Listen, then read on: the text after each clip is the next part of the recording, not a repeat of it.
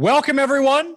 Tonight, we are getting on top of this. You guys all ready for what's going on tonight? I'm Pat Mayo, by the way, welcoming you all in tonight for the 2020 Draft Preview Special presented by Snyder's of Hanover Pretzel Pieces. But it's not just me. As you can see, you have Reed Fowler here with me. You have Jeff Ulrich here with me, plus an entirely new panel who will be coming on directly after us. Then we're going to be switching back and forth, chatting with you for the first 15 picks of the NFL draft. And guys, I just want to get into this right away. Reed, we're going to start with you. What do you think is the biggest story going into tonight? Well, it's quarterbacks, right? Mainly Tua Tagovailoa, where he's going to go. He's been, I've seen him as high as number 3 or as low as number 16 in some of these drafts and what these prognosticators are saying. We're going to be talking about the first half about the draft, right? And he's a main point of contention. Justin Herbert has been tied to some of these teams potentially going ahead of him. So I'm watching where he goes. If you're Miami, do you miss on a talent like him? Do you go with Herbert? They definitely need quarterbacks. So I'm interested to see where Tua goes. Jeff, is Tua the big thing on your mind tonight? I mean, look, the quarterbacks are always the big thing of the draft pad, but I mean, there's a lot of other skill players in the first round that we need to keep an eye on. Obviously, I'm interested to see which teams might move up into the top 5. I personally think the big story here is how far these two quarterbacks outside of Joe Burrow are going to fall, because I think there's a very good chance they fall outside of the top 6. But other than the quarterbacks, I think it's who's going to get picked first, the wide receiver. Is it going to be CeeDee Lamb? Is it going to be Jerry Jeudy? Which team is going to take it? Because there's been multiple teams connected to those guys, and there's multiple teams of need for a big wide receiver run. You have the Eagles. You have maybe the Browns making a trade. You have the Jets. You have the Raiders, who seems to love every wide receiver in this draft. So I'm big on the wide receivers tonight. Yeah, so speaking of the wide receivers, you mentioned the teams that could move up. There was rumblings going on earlier that the Broncos could move up from 15 potentially into that Browns spot at number 10 and take their guy with the pick, whoever it might be. I mean, they've been linked to Ruggs in this. You can say Jeudy, you can say Lamb. There's been all this rumor mongering about Jerry Jeudy's knee at the moment. Maybe it's going to push him down draft board. CeeDee Lamb does appear to be at least the consensus number 1 guy coming into tonight. But we've always seen a lot of these speed guys, someone like Ruggs, potentially just go off the board, like when John Ross ended up going to the Bengals a few years back, Troy Williamson to the Vikings. So it's not inconceivable these guys go. And we're getting like late push on Jefferson as well. So it really depends on which teams make these moves, because maybe they won't go on overall talent. Maybe they end up going for team fit. Does that make sense, Jeff? Yeah, absolutely. I think that's a very good point. I mean, you brought up the Broncos. I mean, it's hard for me to see the Broncos going after a guy like Justin Jefferson when they already have Courtland Sutton, right? But Henry Ruggs as the speed guy opposite Courtland Sutton makes a ton of sense there. And I think it's a similar situation for Ruggs. And he would be that guy that I think someone might make a bit of a stretch pick to. It might not even be a stretch pick. I think Henry Ruggs profiles as a do-it-all absolute speed demon who could make absolute mess of defenses just with his speed alone. So I think Ruggs is going to be a player I want to watch tonight. I think there's multiple teams that he could go to. I'm very interested to see if the 49ers attack him and end up making his pick like inside the top 15. But look, there's multiple ways. There's multiple teams that are going to be looking at wide receivers. And like you said, Pat, it might not just be a pick the best player on the board thing. It might be a team fit thing. Yeah, how many wide receivers, Reed, do you think are going to end up going in the first round? Because, like, you can look at some of these mocks, even the one that I did up on the DraftKings YouTube channel right now, that I think we had 6 going in the first round. That seems to be around, 6, around 7. But every time that people project out one position overwhelmingly going in round 1, it tends to go to the opposite way, because all we've heard all draft season is how many good wide receivers are in this draft, even beyond the top 6. It goes 15 deep this time around. Yeah, and it's also contingent on when that first one goes, right? What's going to be really interesting is to see how this draft is going to be similar to what we do in our redraft leagues, our dynasty, what have you, is that you're going to see a run on these positions, where the offensive linemen, the tackles go first. Let's say Jacksonville, or even to what Jeff was saying, Denver goes and trades into the top 10 and they take their guy like Jerry Jeudy, or they take CeeDee Lamb at a top 7 or 8 pick. Now, is that going to happen? Potentially not, but if that goes first, you're going to see a lot of teams like the Raiders, potentially the Jets, the 49ers, the Eagles, right? All these teams looking at potentially getting their guy and being afraid that even though it's a deep class, that guy might not be there because of that run. So yeah, I think around 5 or 6 is a good call there. Well, this is all eventually going to play itself out. And I know that everyone watching out there has either been doing their own mock drafts or they've been looking at other mock drafts, but you can play along with the draft right now. And you can do that tonight thanks to the DraftKings Draft Challenge presented by Snyder's of Hanover Pretzel Pieces. So here's Adam Kaufman with a quick look at how to play the game.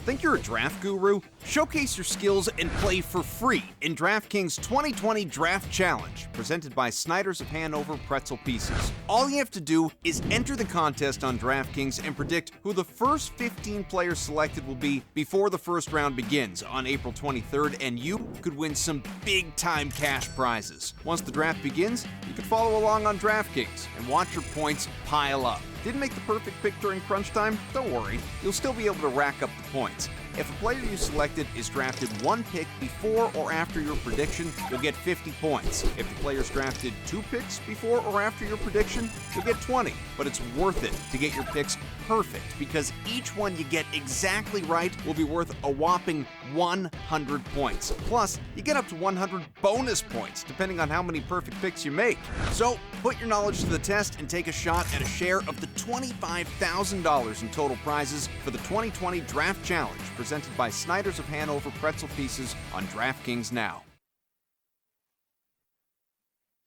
Welcome back, everyone. Pat Mayo here with Jeff Ulrich and Reed Fowler. And just to reiterate the rules once again, it doesn't matter which team picks the players. It's all about which players end up going. So just keep that in mind when you're filling out your lineups tonight. Again, this is the 2020 Draft Preview Special presented by Snyder's of Hanover Pretzel Pieces.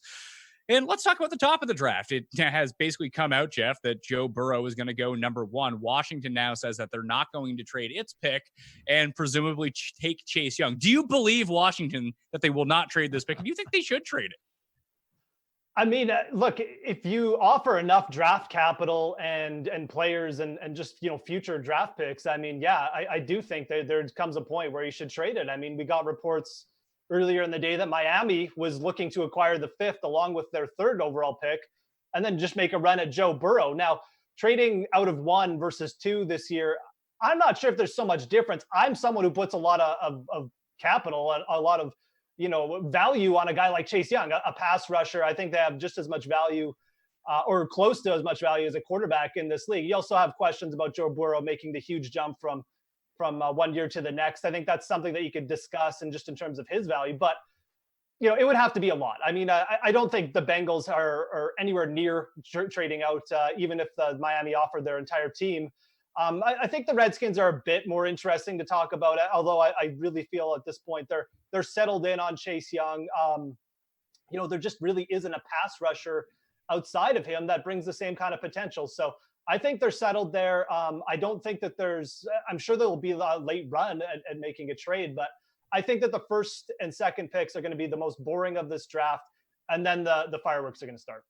Well, it likely will still take the entire 5 minutes, potentially like 15 minutes with how this is going to end up playing out. It's going to be like the guy in your fantasy league who's not paying attention and has to quickly hit timeout. Or they have to redo the picks. We'll see how this ends up playing out. Reed, number 3. So if we think that it's going to go Burrow and then Chase Young, do you see the Lions keeping that pick? Because presumably it would take less to trade to that number 3 spot than it would the number 2, although Washington seems to be locked in on who they're taking.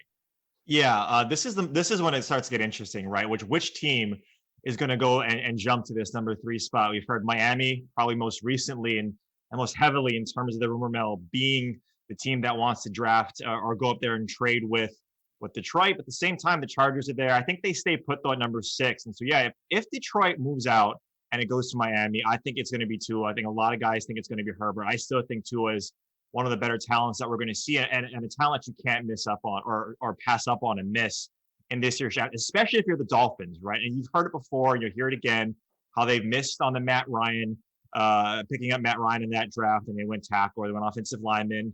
How they missed on Drew Brees, and they went Dante Culpepper with the Nick Saban era. And so when you're the Dolphins, you have to do that. So look, if Detroit stays in that pick, this is also something very interesting to see. Which defensive player do they go? They definitely need a cornerback in Jeff Okudah, but if Isaiah Simmons is there and they have high marks in this guy, it potentially could be something that we could see shake up the draft a little bit if they stay in that position. Well, Simmons seems to be the big one here. He could either go at number 3, he could fall all the way to the Panthers at number 8, even beyond that. It's just very interesting to see if he ends up falling into the proper system to really exploit all of his talents. Like even the Chargers at 6, if they don't like all the quarterbacks that are left on the board, that could be the move for them as well. But that number 3 pick could be gotten for the right price. The Chargers could move up and take their quarterback. The Raiders have 2 first-round picks, maybe package those together, move up to number 3. And then there's the Dolphins, who have the 5th pick. They have 3 picks in the first round. So let's figure out what they're up to. Adam Kaufman has a preview of the Dolphins' first round.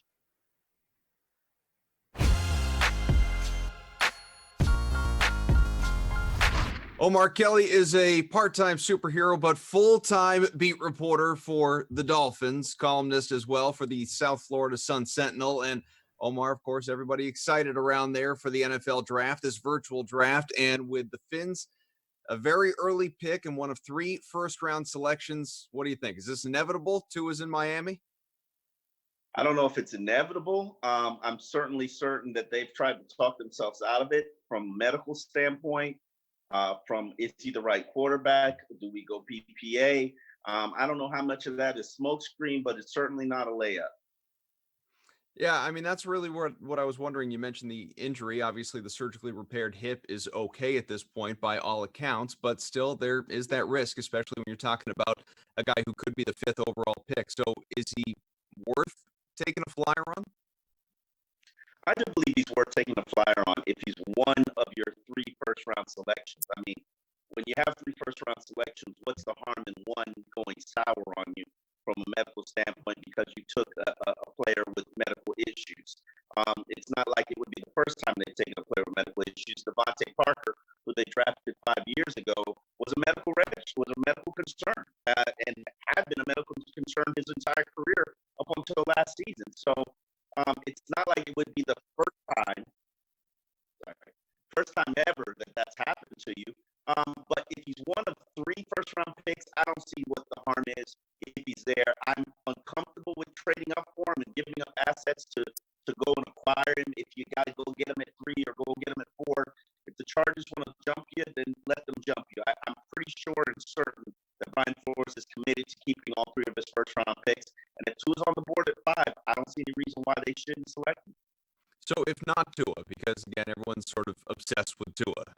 If not Tua, do the Dolphins need to take another quarterback? Would they take another quarterback? What do you think? I think knowing my history with Chris Greer and understanding who he is and what drives him, he'd stick to his board, and his board is BPA, best player available. I have a hard time believing that Justin Herbert would be in his top 10, much less top 5 talents. Chris Greer said that there are 8 players that they would be very comfortable taking at 5, and I happen to think that 4 of them would be an offensive tackle. I think that that's probably the most glaring need that this team has, and there are a lot of teams that have called me really trying to gauge whether the Dolphins would select an offensive tackle at 5 because that would send a huge snowball effect to the entire draft. They can take a tackle at 5 and then select a quarterback at 18 or a quarterback at 26 or a quarterback in the 2nd round. And that seems to be in the realm of possibilities in terms of teams looking at their board or how they stack their board and saying, hey, the Dolphins could legitimately take the best tackle. So let's operate with what you just said. 8 guys, all reasonable and even ideal options at number 5. That being said, ideal world, let's take the Dolphins at the number 1 pick. Who do they want? No one seems to have a clear idea on who that top priority is. Number 1 pick? Number 1 pick? Like well, obviously, I just mean, outside of obviously Joe Burrow, I just mean, top priority for them at number 5. Who do you think that guy is? I would think it's Jedrick Wills. It would be the top-rated player on their board, maybe even Derek Brown, the Auburn wrecking ball. If I told you that Derek Brown was going to be Aaron Donald, would you really seriously consider selecting him at 5? And defensive tackle, it happens to be one of their glaring needs. They've only got 2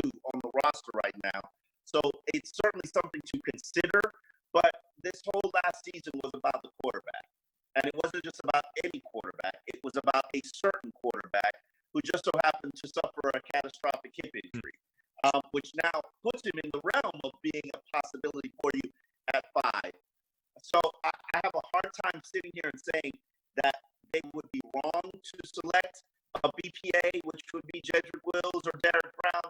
But I will tell you, it's a lot easier. It's a lot harder to find impactful offensive linemen and impactful defensive linemen than it is to find elite quarterbacks. And everybody who has evaluated that position will tell you, outside of injury, Tua is elite.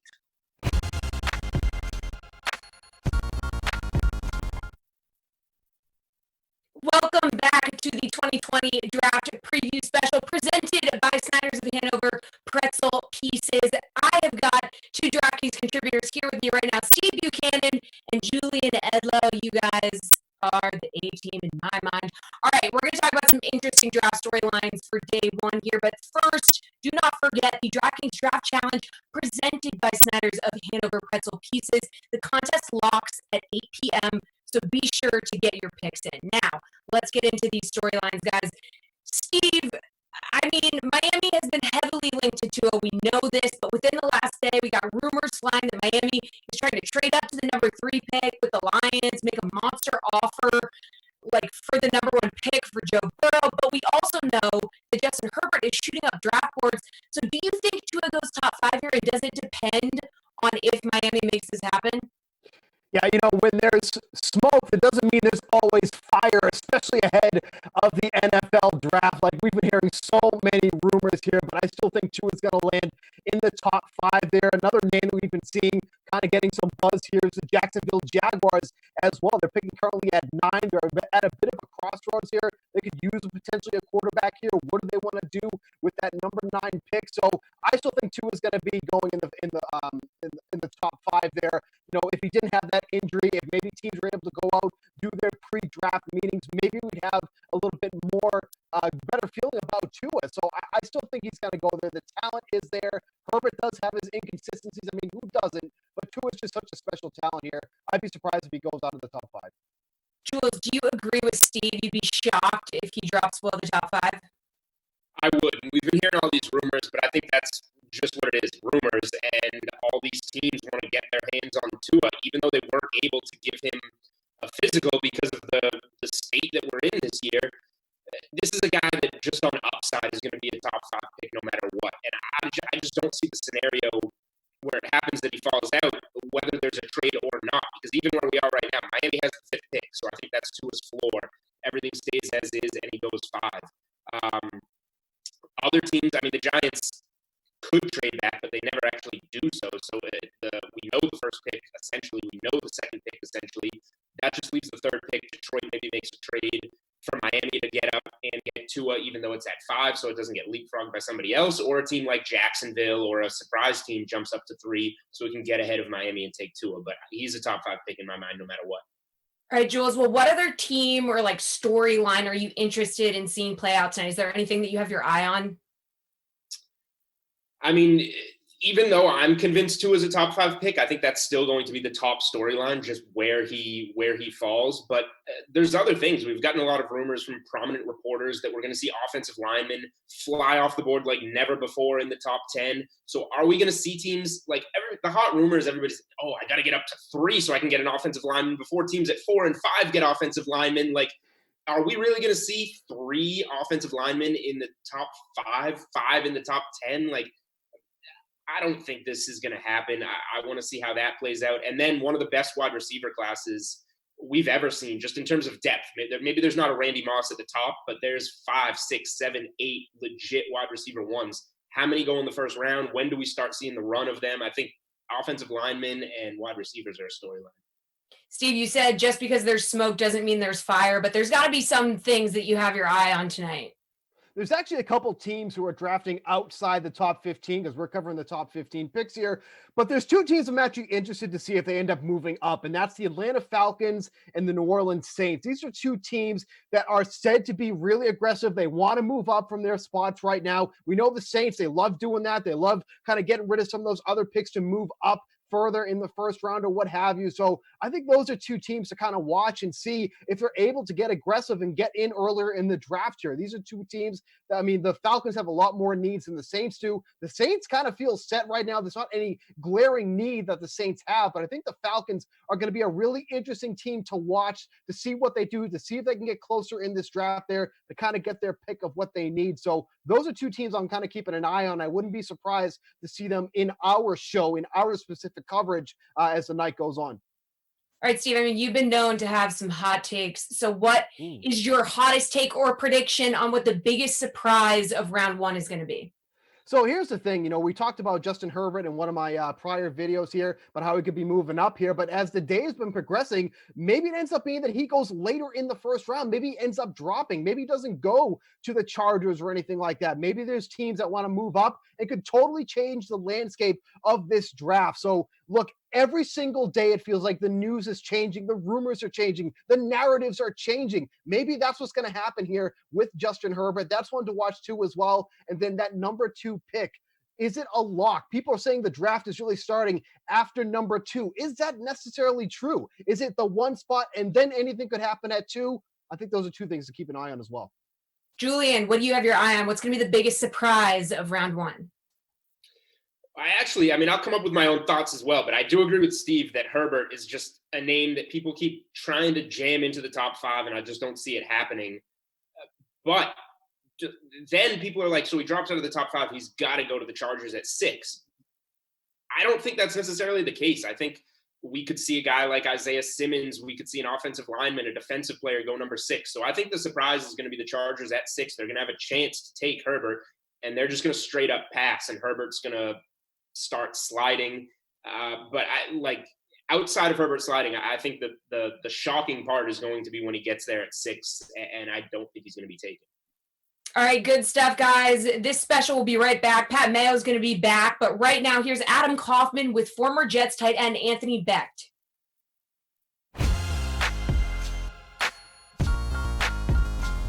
Hey, Adam Kaufman back with you, and thrilled to be joined by former Jets tight end Anthony Becht. Anthony, how's it going?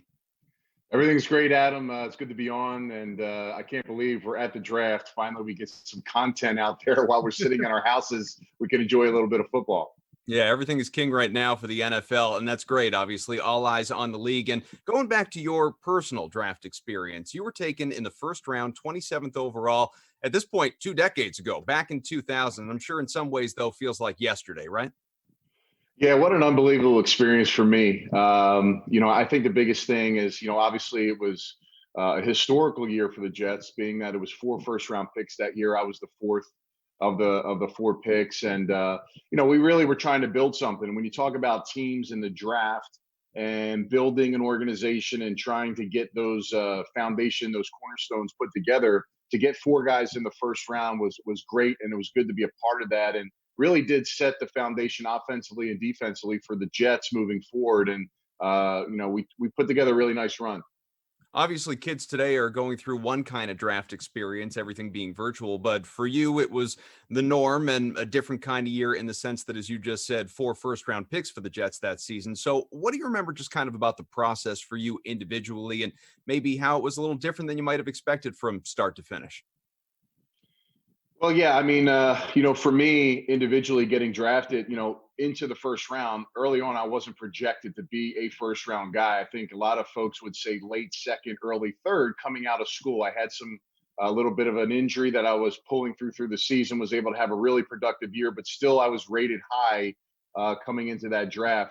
With the Senior Bowl and the Combine and my pro day, and really, the times that I had put up at the weight that I had been in, being 270 pounds is not a common weight for tight ends anymore. If you look across the last decade, you're seeing guys anywhere from 240 to 255. So to do some of those athletic things, to have those kind of times, that really kind of opened a lot of people's eyes. And when they started looking at my game, that kind of pressed me in the trajectory to the first round for a lot of the teams. And, when the Jets took me, I think at that moment, Coach Parcells was the general manager at the time. I did take a visit to the Jets, and he was pretty open and candid to me that I was going to be one of those first-round picks. He hinted towards that 3rd pick, but obviously with Chad Pennington becoming available in that process, I kind of slid down to 27, which was a great experience for me. The one unique thing about it is I think when you watch first round draft picks, over the course of time on TV, you see them with their family and friends, or even at the draft itself, they always get that phone call. They're always talking to somebody before their name gets called. I had a unique experience where I didn't get a phone call. My phone did not ring all the way through to the 27th pick. And I was kind of in a downward spiral at that point. And when Paul Tagliabue came up to the stage, announced my name, that had literally been the first time, along with 60 friends and family, that had heard anything about it. And it was a pretty exciting moment for all of us to share, singularly together at that time. So was the expectation for you, like you said, maybe you could have gone with that third pick, ends up being Chad Pennington. Did you feel like come 27, okay, this is going to be me? Or as you were waiting for the commissioner there, were you still not quite sure? Well, there had been some talks. Green Bay was at 14. They were going to take a tight end. Bubba Franks had got picked at that spot. Me and him were kind of neck and neck throughout the league as far as who was kind of rated 1 or 2. And once he had gone, the Jets were really the next choice. I was hoping to go at that 17 pick. Chad obviously became a bonus for the Jets in that circumstance, being that a lot of talk was he was going to go to the Steelers or the 49ers early on in that draft. And with Vinny Testaverde being the quarterback kind of on the back end of his career, it would have been great to get a quarterback at that moment, which they did. I really didn't know.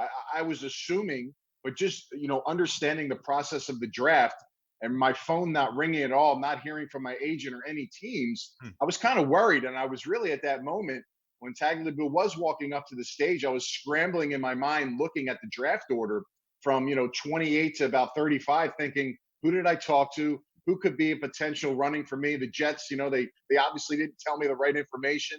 And now I'm going to be waiting here forever with all these people around me. I had a tent, outdoor TVs were set up. It was a big deal.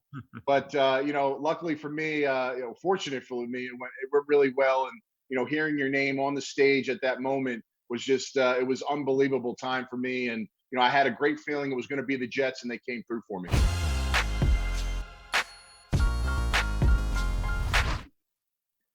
Welcome back to the 2020 Draft Preview Special presented by Snyder's of Hanover Pretzel Pieces. Welcome back in, Reed Fowler and Jeff Ulrich, along here with me, Pat May. Let's talk about the number 1 pick. Let's get to this, because what's going to happen at the very top? This we probably know, but if you played in the DraftKings Draft Challenge game presented by Snyder's of Hanover Pretzel Pieces, don't forget to head on over to DraftKings and follow along with the leaderboard. And Reed, I'm going to go with you on this one. Let's say, unless something outrageous happens, we know that Burrow's going to go number 1. He's already been welcomed to Cincinnati by the owner via Adam Schefter at this point. But let's talk a little bit of revisionist history, I suppose. If Tua does not get injured this year coming into the draft, is he the number 1 pick still?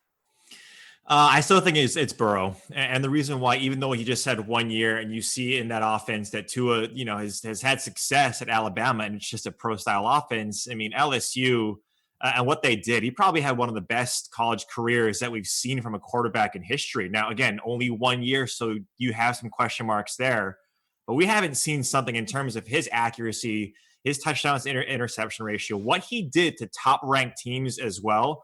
Made them look, this is SEC teams. These are, pro-ready defensive line, defensive backs and linebackers in the SEC.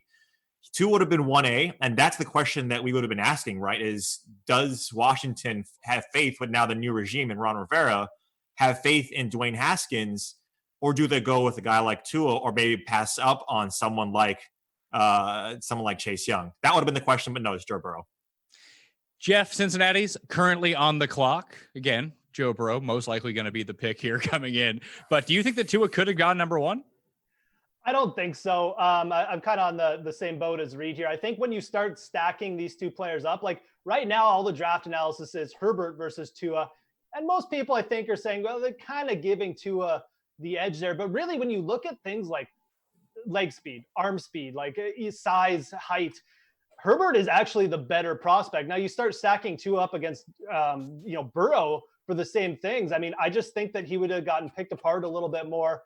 Yes, there's some intangibles there with Tua that make him a very attractive quarterback, coming out of like a pro style offense, like Reed said, such a successful program.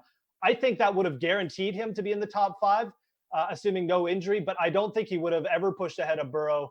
I just feel like Reed said, I mean, the season he had, yes, it was a huge jump, and yes, it's just one season, but it was such a monstrous season, perhaps the best season ever. I don't think there's any way to it would overtake him.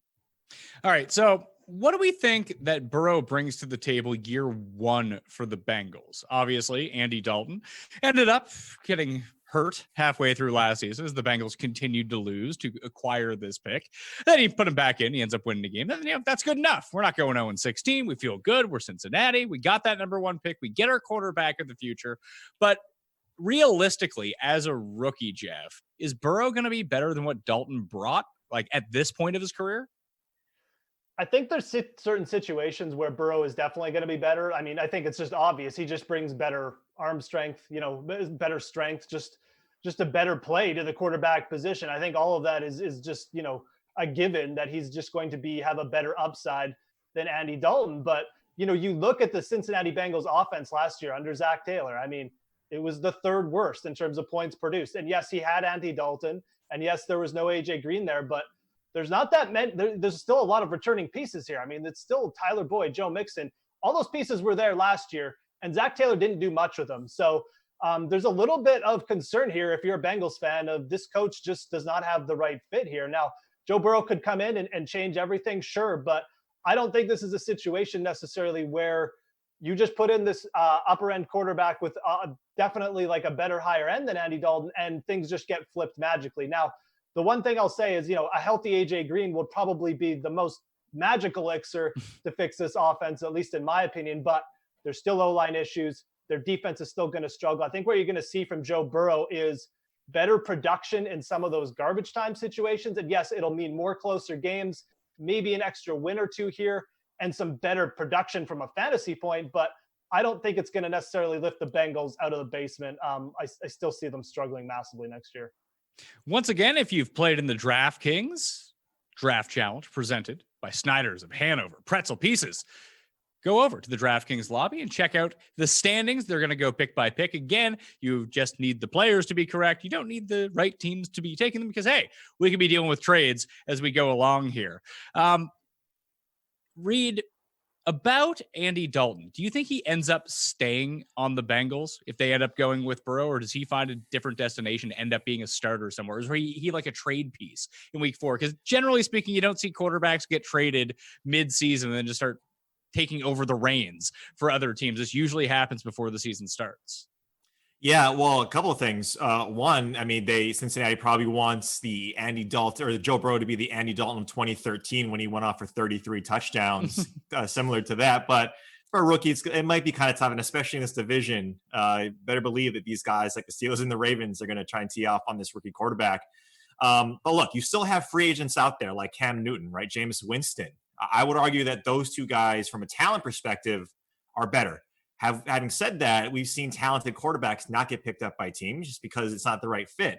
Andy Dalton's been tied to New England. New England needs a quarterback. If they don't move up and make a splash in this draft somewhere in the first round, which is not just their style, it's not Belichick or New England style, then I don't see them potentially getting a quarterback early in the first round. That could be a surprise there potentially if they move up. But a guy like Andy Dalton is probably 3rd or 4th on my list of potential guys out there in terms of getting him. Now, he could be cheaper than the other 2 guys, but I just rather go with the talented or the more talent with Newton or James there. Well,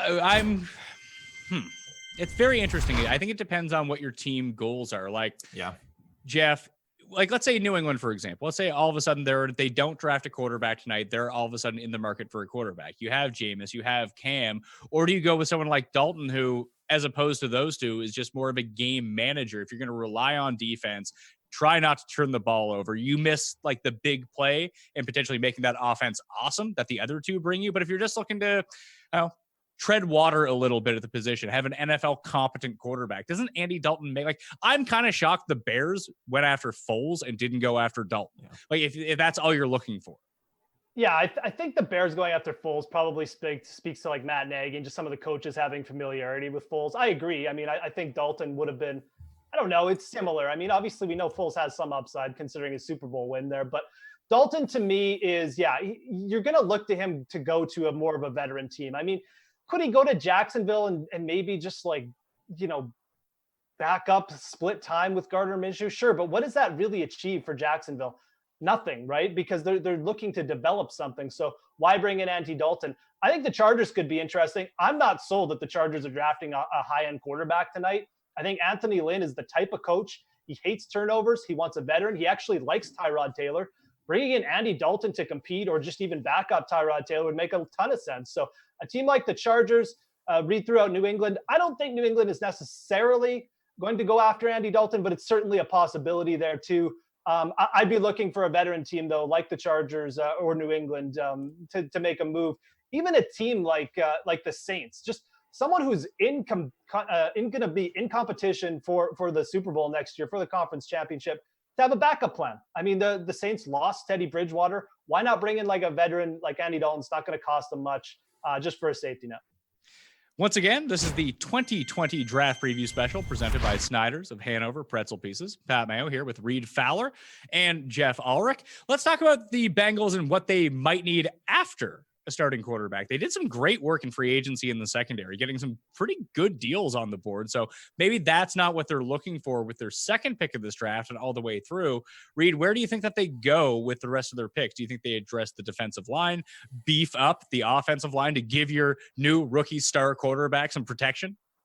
Yeah, I think always you look at protecting your assets, right? I mean, the premier positions in football is quarterback, offensive lineman, and specifically offensive tackle on that left side.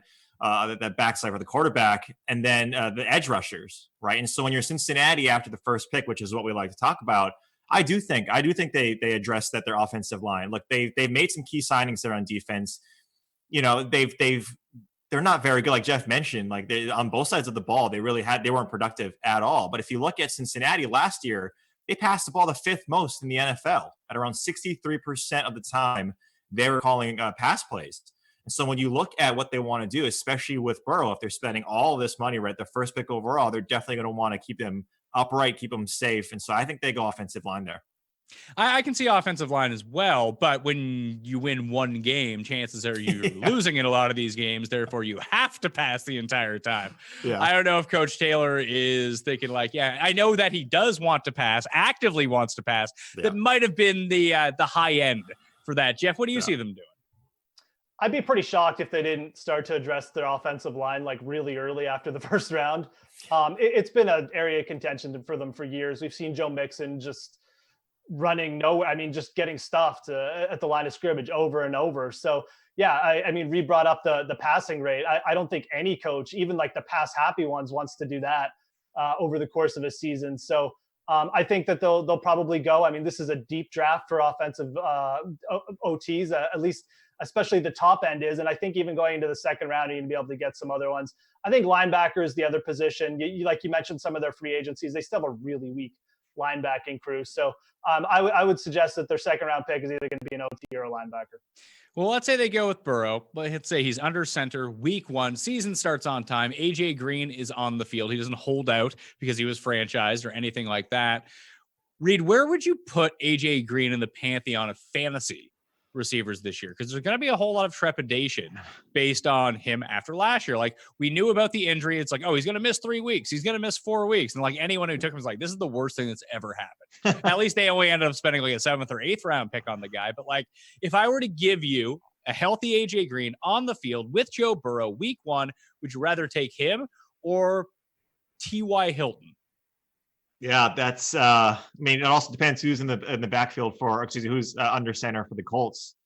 T.Y. Hilton's always. It's gonna be Rivers. It's gonna be Rivers. Yeah, and if that's the case, look, a guy like AJ Green, give me him. I know the upside for T.Y. Hilton is there. I know the injury concerns. Look, both of them have injury concerns. We also seen T.Y. Hilton miss games. The fact that though, when he misses games or when he's projected to miss games, he always goes off for like 2 touchdowns, and you can never really pinpoint the one that he's going to go off unless it's against like the Houston Texans or the Jags. Like he always goes off in division.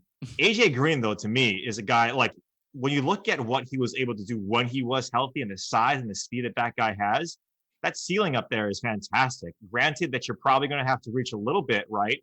Like a 3rd or 4th overall. And that's when you have the T.Y. Hilton's. That's when you have maybe the Stephon Diggses towards the end of the 4th, early 5th. Potentially that's where you have to draft in the Tyler Lockett's potentially.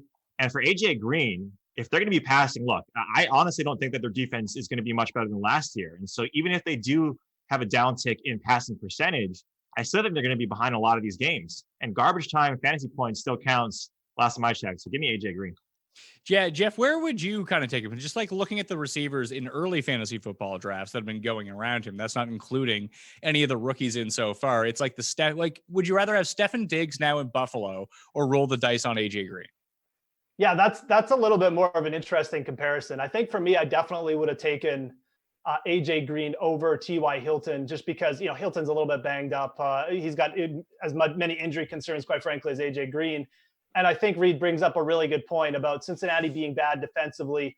AJ Green, even if he only plays like 10 games, I mean, he might get like 3 or 4 games with 15 plus targets just because of how bad Cincinnati is on the other side of the ball. So Steph Diggs, I really like Steph Diggs as a player. He's someone who's coming into his prime. He's not as injury prone. I think he profiles more as a stud receiver, kind of like in the AJ Green mold, but it's probably going to be in a low volume pass offense with a quarterback who has his accuracy issues throwing downfield. So that would scare me off.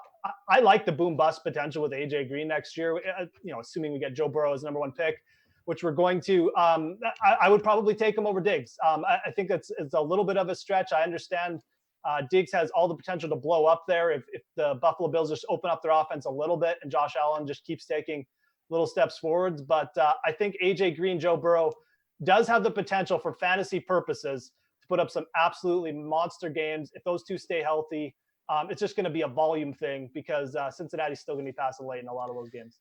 All right, let's talk one-word answers here. Just last names only, or maybe nicknames and last names only. Reed, we're going to start with you. I'm going to say AJ Green versus this player, fantasy wide receiver this season. All right, you guys ready? Yep. Calvin Ridley or AJ Green? Oh, Ridley. Jeff? Green. I think I would take Green there too. Devontae Parker or AJ Green? Ooh, Parker.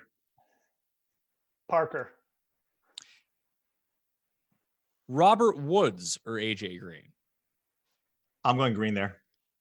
Woods. You like Woods in the situation without Brendan Cooks? Yeah, absolutely. I think he was already trending towards the one. Just a few more targets. It could be good for Woods. Okay. DJ Chark or AJ Green? The Chark attack. Chark of darkness.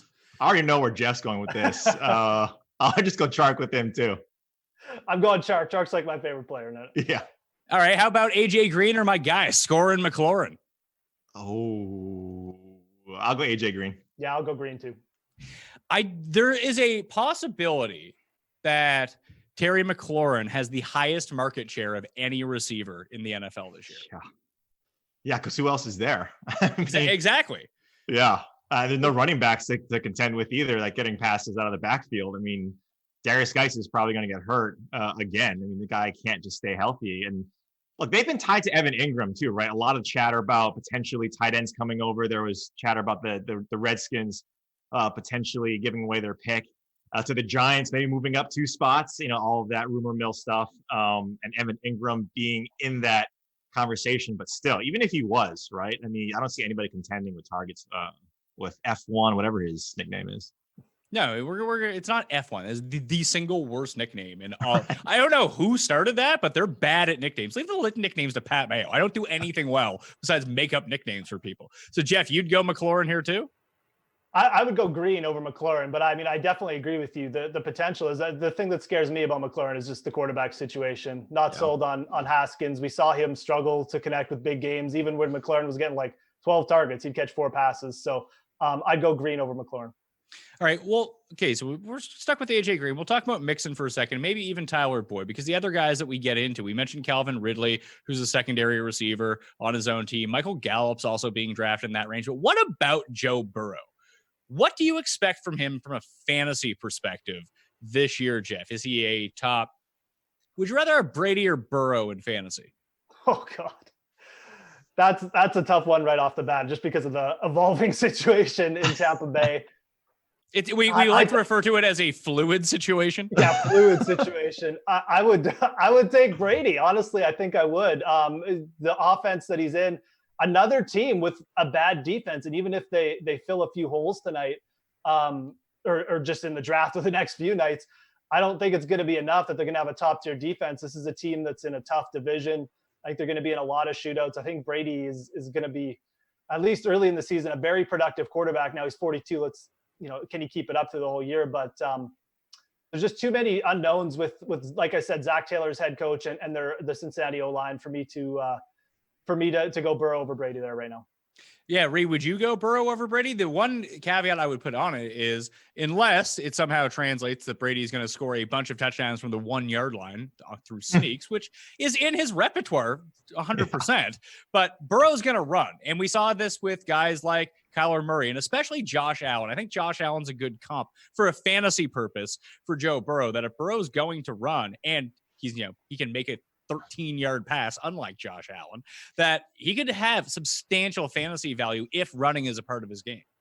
Yeah, and I actually would think that Brady gets a little bit uptick in touchdowns this year just because based on the weapons that he has. Now with Gronk coming over, let's see what they do with O.J. Howard, but I don't suspect him to be there. But even Cameron Brate, they have 4 to 5 pass catchers for Brady to throw to. Yes, he's not going to run and get those, but he might get a little bit more in the passing game because of that. But you're right. I mean, Joe Burrow, if the volume is there and if he can run and get some of these like Josh Allen, who I know is your boy, that you want later in drafts, there's extreme value there, right? Because where are we projecting these? Like, what will we say, right? Top 15, top 16 quarterback, a high-end QB2, because he's going to get all the starts. He's going to get a ton of production, a ton of run.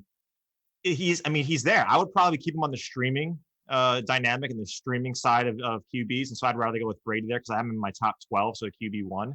But I mean, if someone got hurt, if you're in 2 QB leagues, absolutely. I mean, Joe Burrow is there because he's going to get all the production. I think Joe Burrow is going to be a really good DFS play for next year. Just picking and choosing the games where he's got to throw like 50 times. And like you said, Pat, he's going to pick up some running yards in those garbage situations. But season long, I'd probably take the stability of Brady too.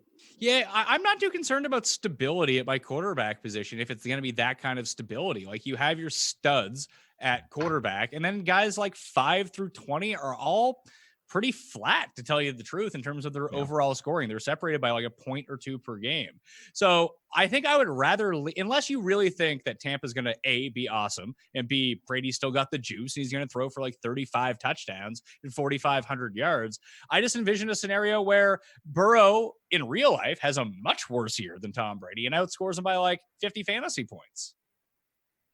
Yeah, and then like look at this division too for Brady. I mean, like I think Tampa Bay is a stronger run defense, right? But they still give up a ton, or they did last year in the pass game. And you have the Saints and the Falcons. I mean, all of these teams, it looks like especially when they go up against each other, they put up some pretty big points. Now that's not anything, right? That's only a handful of games that Brady and these guys are going to have to throw with or contend with. But at the same time, you're right. I mean, a comp too is Ben Roethlisberger or Joe Burrow, right? We have no idea what Roethlisberger is going to do, or how the Steelers are going to perform with him coming back after that injury. Like, would you rather have Burrow or Roethlisberger? In that sense, I'd actually rather have Burrow, right? Just because Roethlisberger, I just don't know where he's at in terms of his production and his upside. I don't know what the ceiling is. I think the schedule going up, Burrow having to face off with Cleveland, Baltimore, Pittsburgh 6 times.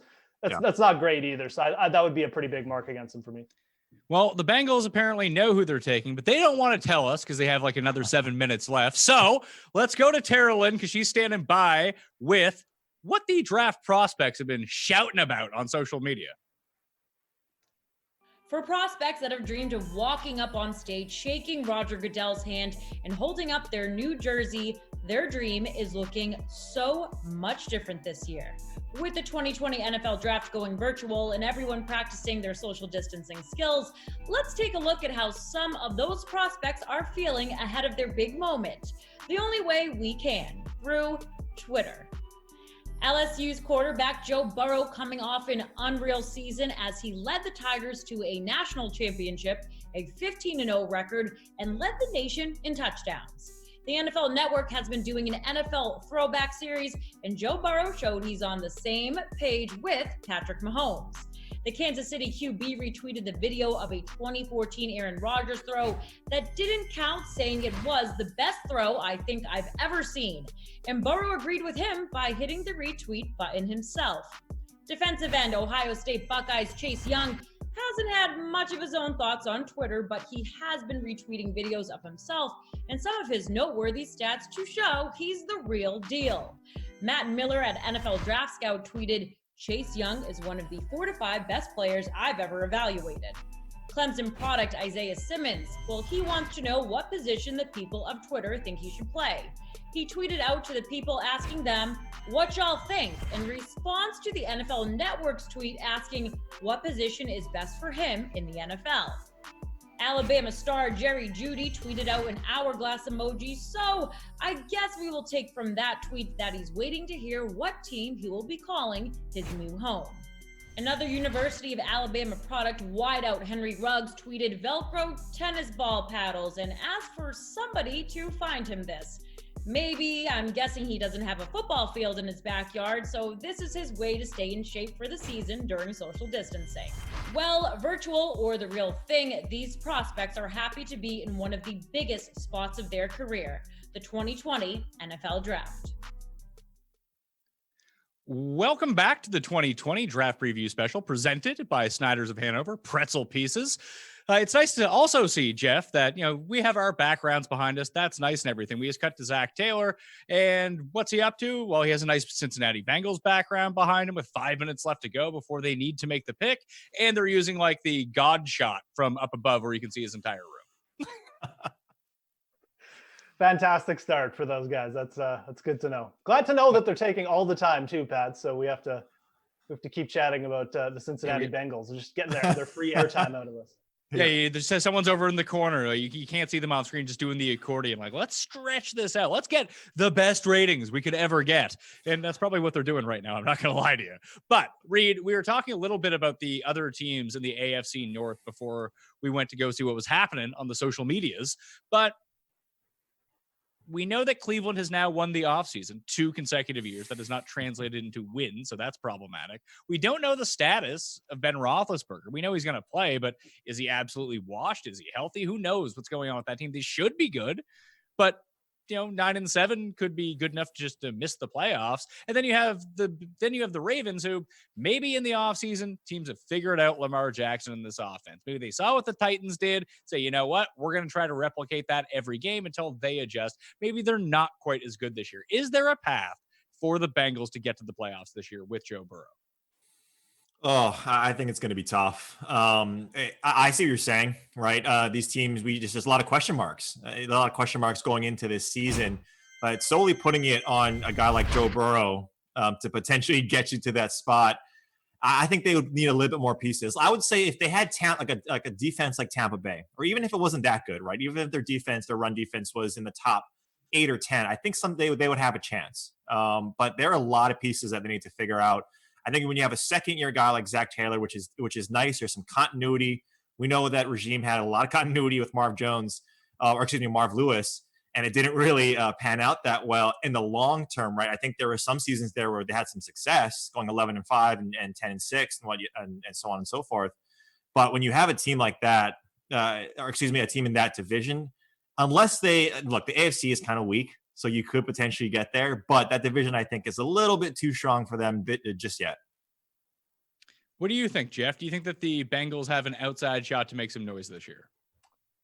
Yeah, I mean, if you look at the AFC as a whole, it's the weaker division, right? You have 2 powerhouse teams in Baltimore and Kansas City, and the rest of it is kind of up for grabs. I mean, to be honest, yeah, you have multiple teams that have potential.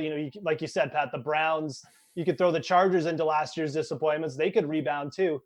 But I mean, the division that they're in with the rookie quarterback going to Pittsburgh, having to play one of the best teams twice over the course of a year, and then just looking at the rest of Cincinnati's deficiencies from last year, which I think is the biggest thing that's going to hold them back, at least for 1 year. I think it's going to hold them back is just, a bottom 10 offensive line, a linebacker crew that is maybe the worst in the NFL right now. So I just think there's too many other deficiencies on, in other parts of their team. So yeah, and we haven't even talked about the health of AJ Green. I mean, he's got to stay healthy for a year for them to even have a shot at making a run at a wild card spot, right? So I think there's too many factors going to hold them back. Now, this time next year might be a different story if they address some of those pieces, and Burrow obviously doesn't get injured in his first year and just plays to everyone's expectations. But I think this year, no, I'm not penciling them in as like a dark horse team at this point anyways. The pick is now official. It's in. It only took 3,000 hours to make it. So congratulations on that. Joe Burrow is now a member of the Cincinnati Bengals. But I kind of want to harken back to something you said about the continuity going from year 1 to year 2. They've had this in place. Do you think that that could be a reason to keep Andy Dalton around for this season, Reed? Solely because there's not going to be a lot of time for OTAs. There might not even be a preseason. That maybe hedging a little bit with the veteran guy who knows this offense and knows all of the pieces that go into it, that maybe there is value to be had there, even if it does eat up a lot of cap space?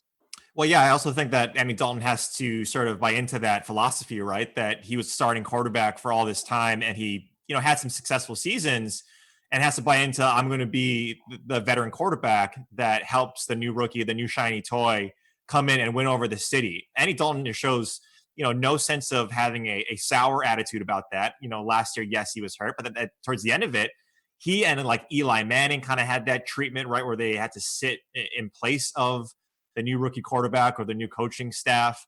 For continuity, it would absolutely be fantastic for Joe Burrow to get a veteran that's been in the league for as long as Andy Dalton has, and get as much experience as possible. I don't know. I mean, if Andy Dalton gets, if Cincinnati gets a half decent deal maybe for like a mid-round pick next year, I don't see how they pass up on that. Jeff, thoughts on the first pick taking so long, presumably because Ron Rivera couldn't remember the password to his computer? I mean, milk it. If it wasn't Ron Rivera, it was going to be someone else, right? So, I mean, shout out to Joe Burrow going over number 1. Great for him. Yeah. But, I'm glad this thing's underway because, like we said at the start, I mean, the drama doesn't start till after number 3. So, we've got to get these first 2 out of the way, and then the fireworks are going to start going on.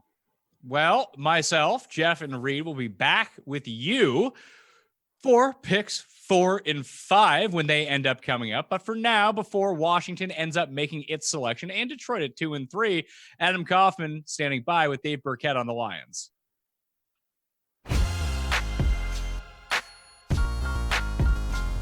Dave Burkett is the Lions beat writer for the Detroit Free Press. And Dave, with the Lions sitting at number 3 in the draft here, what do you expect? What's GM Bob Quinn going to do?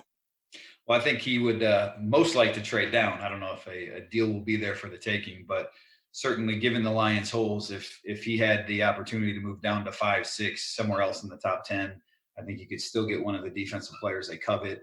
That's Jeff Okudah, Derek Brown, Isaiah Simmons, and be able to pick up another top 40 pick. That would be the best option for them. Absent a trade, I have them taking Jeff Okudah in my mock draft. I think you can make the case for Derek Brown or Isaiah Simmons, but to me, Okudah is the best blend of value, of fit, of talent, and I think he fills an obvious need in the secondary. There are so many teams that are at least reportedly interested in trading up in the vicinity of 3, certainly to grab Tua Tagovailoa. Is it at all possible? I know he's not a name you just mentioned, but even with Matthew Stafford in the fold, is it possible the Lions could just stay at number 3 and even take Tua? I think you could make the case for Tua. I mean, right, like in the NFL, the way to win is having a cheap young quarterback, and you can build up so many other areas of your team. And look, Stafford, he's got his own injury issues, right? He's had back problems the last couple of years. They haven't won anything with him. This is year 12. So I think the case could be made, but I think there's too many health questions about Tua for a conservative GM like Bob Quinn to want to go that route. And then the reality of things is that both Bob Quinn and Matt Patricia, they're on the hot seat. I mean, they need to win now. Ownership had said as much last year. They expect them to make the playoffs this fall. And drafting Tua does not help that. And I think, Okudah or Brown or Simmons, it does. It certainly fills a need. So at the end of the day, I think they're going to go defense, even though I wouldn't be I don't think it's wrong to suggest that they consider Tua Tagovailoa at least.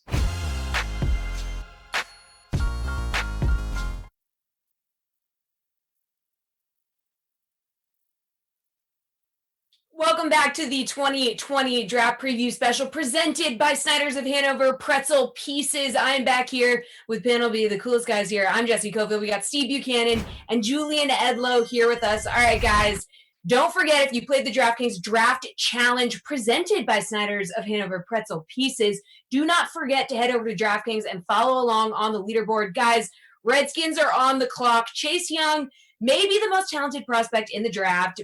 Rivera's a defensive coach. We know he can't pass up Young. I mean, the best overall prospect in this class, elite edge rusher.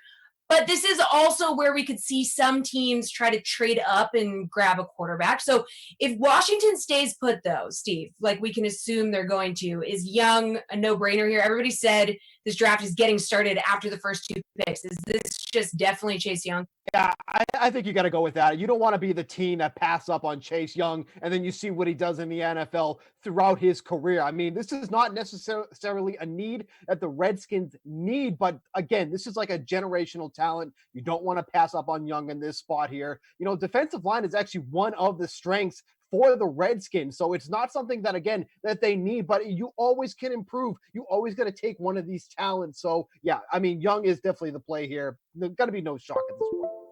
All right, Jules, I mean, no chance that anything sneaky happens here?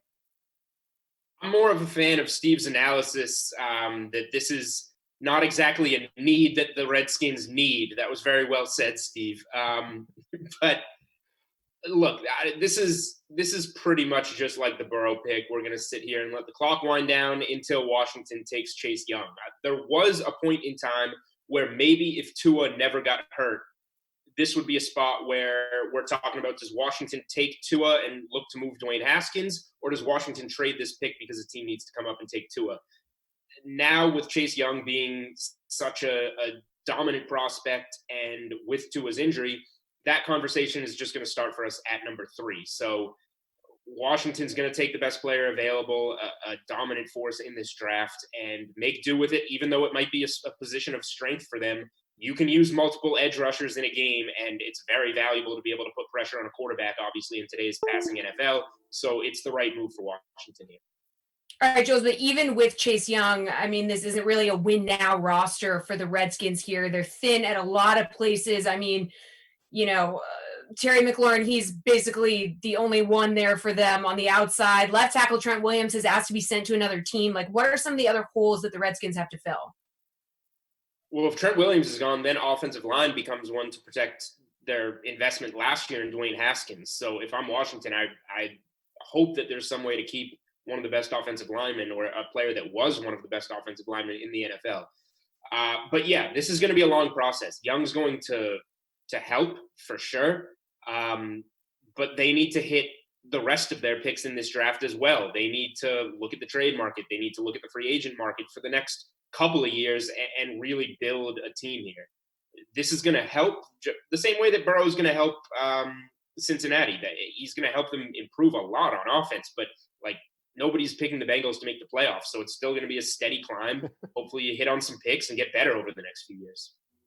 All right, guys, the pick is in. It is official. Chase Young at number 2 to Washington. All right, officially there. Steve, quick reaction now that it is set in stone. I mean, no surprise here. I mean, this is somebody who had 30.5 sacks over his 3-year college career. 16.5 came last year in his junior year. 7 forced fumbles. I mean, this is going to be such a massive difference for the Redskins. It's not something they needed, but like just the amount of pressure he's going to put on quarterbacks in the upcoming seasons is just astronomical. I mean, he's got to be in these opposing quarterbacks' heads. They always have to keep an eye on what he can do. So it's just a huge get for the Redskins here. They stood pat at number 2. They got their guy, and it's just going to make their defensive line all the more scarier for the upcoming seasons. All right, guys, lines are on the clock now. Per Adam's chapter, they are expected to make a pick here. Jules, do you think that's going to happen? I don't know what I think. That I trust Adam Schefter, so I'm gonna go with what he says. You have to. But I am a little surprised, I guess, that that's where we're going, because the Lions are most likely looking at defense. They're going to look at guys like Jeff Okudah, the top shutdown corner. Isaiah Simmons, is he a linebacker, a safety? He's a very athletic defender. The defensive tackle from Auburn, who is a dominant force up front. Like, the thing is, there's so many guys that they need, or so many guys that they're okay with, that it makes sense for them to take the best offer and move back, land one of those 3 guys, and get another, whatever it may be, late first, second round pick, future second round pick, whatever. It's another valuable asset. So if they do have to use it, it's almost like burning whatever they could add on top of that third pick if they move back. So I guess I was more expecting a trade here. But if they use it, we're going to see, one of the next top couple of defenders behind Young go off the board. Yeah, Steve, there were like a lot of conspiracy theories flying around. Matt Patricia, Bob Quinn, both with New England roots. People were saying maybe Bill Belichick was going to sneak into the top 3 with a trade here. Are you surprised that the Lions are going to make a pick here? Yeah, I mean, when you look at all the mock drafts, and there's millions of them out there, the consensus was that the Lions would trade out of this spot. They have a lot of holes to fill on that team. Look at that putrid record they had last year, 3-12-1. I mean, they have a lot of places that they need to fill in. I mean, they could use some help on defensive line. They could definitely use some help at quarterback, which they'll likely address here. Their offensive line could use some help too as well. I mean, look at their pass rush, for example. I mean, outside of Trey Flowers, what do they really have to offer here? He had a career high 7.5 sacks with New England in 2018. He's not going to be that guy that's going to give you double-digit sacks or whatnot. And then, of course, they traded Slay away. They only have 2 cornerbacks now. Justin Coleman is going to be their primary slot corner. So this would be a big get for them. But I think there was more value for them to address all of their roster needs by potentially moving down in the draft and getting some more picks to use. So I'm surprised that they're taking it here. Granted, the talent that they will be taking with Okudah most likely is going to be the play to make here. His junior year, he had 35 tackles, 3 interceptions, 9 pass breakups, and 2 forced fumbles. So the talent is there. He's a speedy guy. He ran a 4.48 40. So a lot of talent to be had there. But I really think the move here was to move down. Yeah, I mean, Jules, deep draft for cornerbacks. Jeff Okudah is the best of the bunch here. So do you think he is the best pick for the Lions in this spot? I mean, is that the hole they need to fill immediately? I personally kind of like Isaiah Simmons, given the versatility that he has as a linebacker, as a safety, as a pass rusher. Like, he's a guy that I like a lot in this draft. So if I'm forced to make the pick, I think that would be my guy actually. And I like Jeff Okudah a lot. But just kind of thinking on the fly here, let's say Detroit is forced to make this pick, and I think they've really wanted to move back. We've heard all about offensive linemen. They're going to go so early. They still have Matthew Stafford to protect. Like, what if the best player on the board is an offensive lineman here? Well, the pick is in, so that means that they didn't trade it. So, Steve, I mean, is it definitely Okudah? Are there other holes that you think need to be addressed immediately by the Lions? I mean, like Julian said, like offensive line is something that they also need to address. And that's why I thought trading down was the move to make here. And if it's not Okudah, I mean, he could end up falling, pretty far down in the draft here. We could seen him realistically taken maybe in the teens. So, okay. So it does look like it is Okudah. So no surprise. Yeah. Yeah. Officially Okudah. Want to react, Steve? Go ahead. You're in the moment. Yeah, so I mean, like I said, he's super fast. I mean, he's an awesome talent. We saw how good of a year he just had last year there, and addresses a need that they did need to address. Was it the right move? Obviously, we'll see as the season goes on here. But with the trade with Slay, with only really Coleman, the good defensive back that they have, it made sense to take him in this moment. Jules, quick reaction from you.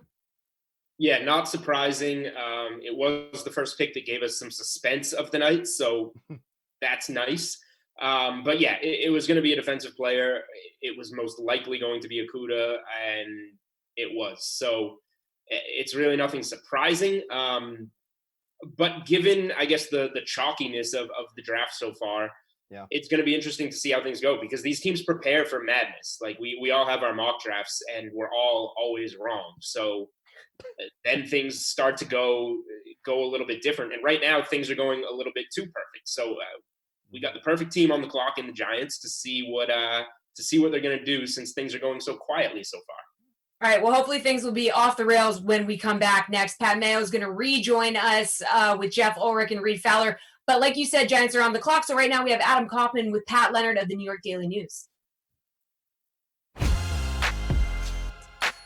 Pat Leonard's a beat writer covering the Giants for the New York Daily News. And Pat, really no lack of excitement, obviously, for the Giants in the offseason. I mean, first, Dave Gettleman gets himself a new head coach in Joe Judge, who I think was a surprising, but to this point, popular choice. He's always prepared. We know that. You've written about it extensively as well. How's he going to attack his first draft? Well, he's going to be kind of a wild card, in my opinion, as far as we don't know exactly who he values compared to what the Giants and Dave Gettleman typically would value.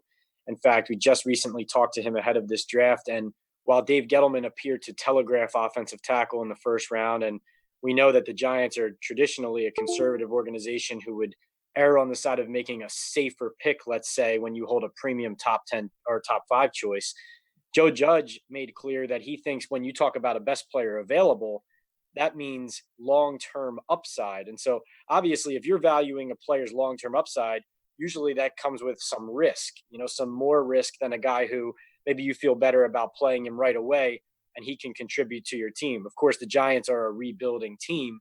And so you're drafting for both the short, but mostly the long term.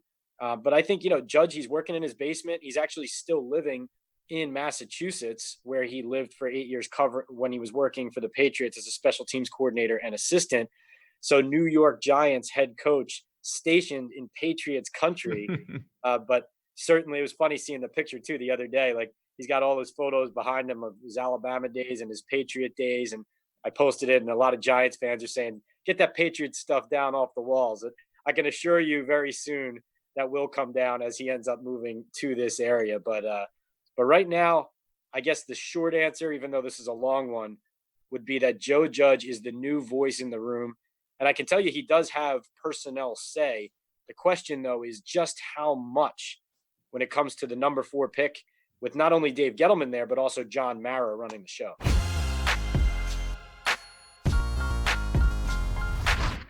Welcome back to the 2020 Draft Preview Special, presented by Snyder's of Hanover, Pretzel Pieces. Reed Fowler, Jeff Ulrich. With me, the Giants are currently on the clock. They have around 4.5 minutes to make their pick, and we know they're going to take that entire time. Reed, let's go to you. Where do you think that they're going to end up going here? Or should we just ask me? Because my mock draft is a perfect 3 for 3 so far. Ooh, we'll get to you in a second. Got to build suspense for the correct pick. I'm going to go Jedrick Wills here. I'm going to go right tackle here out of Alabama. There's been a bunch of, when you look at what they need, right? They definitely need edge rusher. You see it there on the screen. They haven't had one since the days of like Jason Pierre-Paul, Justin Tuck, Strahan, Olivier Vernon when he was not injured. So yes, Simmons and these guys could be tied to him, but I definitely think you need to protect Daniel Jones, that franchise quarterback that they picked up last year. And you already have Nate Solder on the left side, even though that project isn't working out as well as they hoped, because Daniel Jones got sacked 38 times, fumbled it, 13 times or 12 times in 13 games. You need to protect him. Give me Jedrick Wills. There's a connection there with Joe Judge and Nick Saban there in Alabama. So I think Wills goes first as the first offensive lineman off the board. Yeah, Jeff, I'm on board with Reed with Wills going as the offensive tackle here. Do you agree? Oh, look, Pat, I too am 3 for 3, but I went with Wirfs, Tristan Wirfs. I just think that from what I've read and from people I've talked to, he's the best O-line in the draft. And that's probably what the Giants should do. Now, look, Wills is the Alabama guy, right? And those players do tend to get the little bump with Nick Saban often giving them, good recommendations and things like that. So it wouldn't shock me if it was Wills either. I think it'll be one of the two.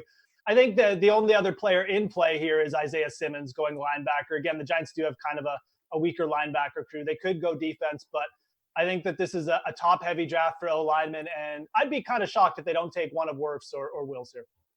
Yeah, just a reminder to everyone out there, if you played in the DraftKings Draft Challenge game presented by Snyder's of Hanover, Pretzel Pieces, don't forget to head over to the DraftKings lobby and follow along with the leaderboard. Chances are you're 3 for 3 so far, so you're still in the running for that giant overall prize. When we think about what Miami might do at 5, there's been all that smoke, Jeff, going on about them trading out to take a tackle. Probably not going to happen, but do you think it's for sure they take a quarterback at number 5 if the Giants go tackle at 4? I think they're taking a tackle, Pat. I honestly do. I don't think they're going to take a quarterback. I think they would have traded up to do it just to make sure they get the pick. That's kind of been my just reaction from the last couple of days, is they're just not sold on anyone. I think the news coming out that they're not going to take Herbert was interesting. And I'm not saying that's 100% true, or I can't be wrong here, but I think that if they were going to take Tua, they would have committed by now. And I think that if they were going to commit to that, they would have moved up to do it. I think that there's a little bit of injury issues. I think that, analyzing these quarterbacks, I think they know they can get something maybe either by trading up later in the first round, or they're just going to be happy with whoever drops to them. I think they're going tackle at number 5. That's one of my big predictions for this draft, that both of those quarterbacks, Tua and Herbert, fall out of the top 5 and possibly even out of the top 10. Well, with Okuda going at 3, Burrow 1, Chase Young at 2, the first 3 picks in the draft were all teammates on Ohio State in 2017, which is just kind of crazy to think about. The pick is apparently in for the Giants at this point, Reed. Do you think that Gettleman was like screaming at add time to my pick? I don't know what's going on. Yeah, like feverishly going through his 800-page binder and seeing what he has on Isaiah Simmons just in case he's not missing anything. He was the one guy I think a lot of us were questioning on how he's going to do this, right? Just because of the images that we saw leading up to, and he had one monitor with that binder. So yeah, the one thing I will say about Wirfs, though, before we get off on that, is that he did play on both positions, left and right tackle last year, right? So if Solder doesn't work out, or for whatever reason he gets hurt, then you potentially could move Wirfs there into that left tackle position. But Miami too. That's interesting that Jeff thinks that no QB. I mean, they haven't had a QB. How many QBs? I always see that picture at this time for the Dolphins where you have all of those jerseys of those QBs and they just keep on racking up and racking up. I definitely think they go with quarterback in that position. I will say this. It would shock me more if the Dolphins didn't take a QB. I think the Chargers are definitely not going to take a QB. I think Miami is still 50-50. I don't really know what they're going to do, but yeah, we'll see. If you had to guess, and if Miami does take let's say they do take a quarterback here, do you think it's Herbert? Do you think it's Tua? For me, it's Tua. I think it's Tua or nothing for them here. Reed? Yeah, I think it's Tua. I don't think you do the whole tank for Tua thing and all of that news that came out during the season that they love Tua. And yes, the injury hurts. The guy's also 25 or in his in his early 20s, right? He's not this old guy with a bad arthritic hip. I mean, I get the injuries are there. But and for me personally, I have an affinity to the guy. So let's see what the Giants are going to end up doing here with the pick. It's going to be in. Do you think they just go all of the time off the board? Just be like, we're going to take the craziest player possible. There's always a chance the Giants could do this. We're going to take Ruggs. He's a speed demon. Right. Yeah, we got to replace OBJ. It looks like they're actually going Andrew Thomas. Really? Yeah. Oh, yeah. Wow. The pick is in. The Giants have taken Andrew Thomas with the pick. My mock is blown up, Reed. This is not good.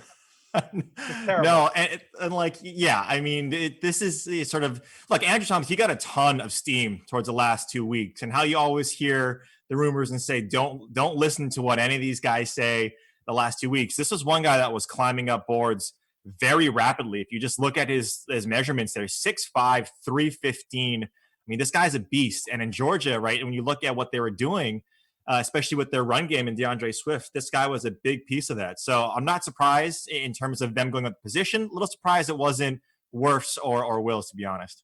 Yeah, with Wirfs and Wills still on the board right now, Jeff, it would seem that if Miami did want that tackle, they probably have the number one guy on their board. Maybe that's why they didn't trade up.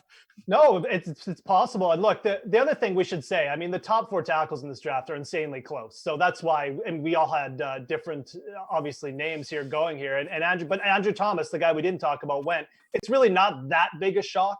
Andrew Thomas, and throw Mekhi Becton and the other guy we haven't mentioned, who's super athletic and was kind of going, most people have him pegged 4th in terms of the OTs here. But all 4 of these guys are very similar. So like we said, Wills has the Alabama connection, but Thomas was coming on strong. A lot of people I saw graded him as just the most consistent blocker of the 4. So take that for what it's worth, but not a huge shock. The position we all got right. We just got the name wrong. So. Yeah, so it's the opposite of the 2020 draft game on DraftKings, presented by Snyder's of Hanover, Pretzel pieces that, you didn't need to have the team, you just needed the player. This way we had the position, we didn't have the right player. So we're out, unfortunately, of a perfect first 15 picks. That's unfortunate for us. Hopefully someone out there is still live in this contest. You can go over to DraftKings.com right now and check out the leaderboard and see how you're actually doing if you played in the game. What does this mean for Daniel Jones and Saquon? We played that game earlier. Would you draft Burrow or would you draft Brady? We saw Daniel Jones use his legs a lot last season, Jeff. Would you rather have Burrow or Daniel Jones this year? Oh, I'd rather Burrow. I mean, we're talking fantasy or just real life? I mean, fantasy. We're talking fantasy. Fantasy, I'd still take Burrow. I think Saquon, again, I mean, The Giants building Bless up their O-line here with Andrew Thomas. I think that's going to help Saquon a little bit. I mean, it's going to help Daniel Jones, or it should anyways, but I think this is more of a move to help Saquon and get the run game going. I mean, I think Gettleman is kind of the GM. We all joke about him, but he's the guy who wants to build the old school run game, right, with Saquon Barkley. I think that's what they want to do. They brought in the tough-nosed head coach. This is all playing to more volume for Saquon, less running for Daniel Jones, probably even less passing for Daniel Jones if they really get their way. I think Joe Burrow, like we already mentioned in the last segment, he's going to be the guy in the situation where he might have multiple games where he throws 50-plus times. So I don't see Daniel Jones necessarily being in as many of those situations. I'd take Burrow over Jones for sure. Where would you lean, Reed, for fantasy this year?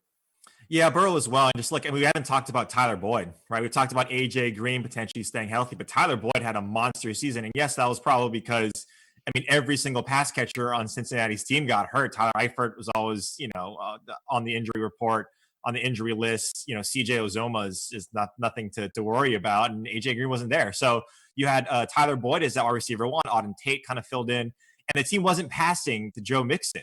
That was the one point of contention that I always had with Cincinnati, is that the passing game was there, but they just never involved Mixon in that passing game, or even the running backs to that extent. Gio Bernard wasn't getting a ton of run in the pass game as well. And so if you look at that from that standpoint, yeah, Burrow is the guy that I go to because the options are there. Darius Slayton, Evan Ingram, and these guys, Sterling Shepard, and Saquon Barkley, the prospects or the prospective upside for Daniel Jones is a little less, in my opinion, than Joe Burrow.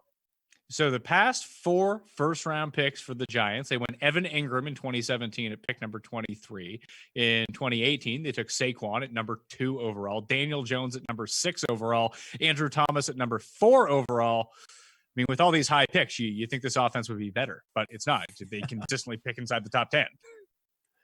Yeah, and just their coaching staff too, right? It's just no continuity. We always hear that too with quarterbacks, is that when you don't have an offensive coordinator, an offensive scheme that has any sort of year-over-year continuity, it's going to be extremely hard. Now, Daniel Jones is only his second year, but in terms of the scheme, what is Joe Judge going to bring, right, to this offense? Pat Shurmur was one of the better OCs that we had coming into when he was a head coach, and he just couldn't get anything going with, like you were mentioning, a pretty high upside type offense. Now, losing OBJ was huge, but at the same time, I think they got to be better than last year.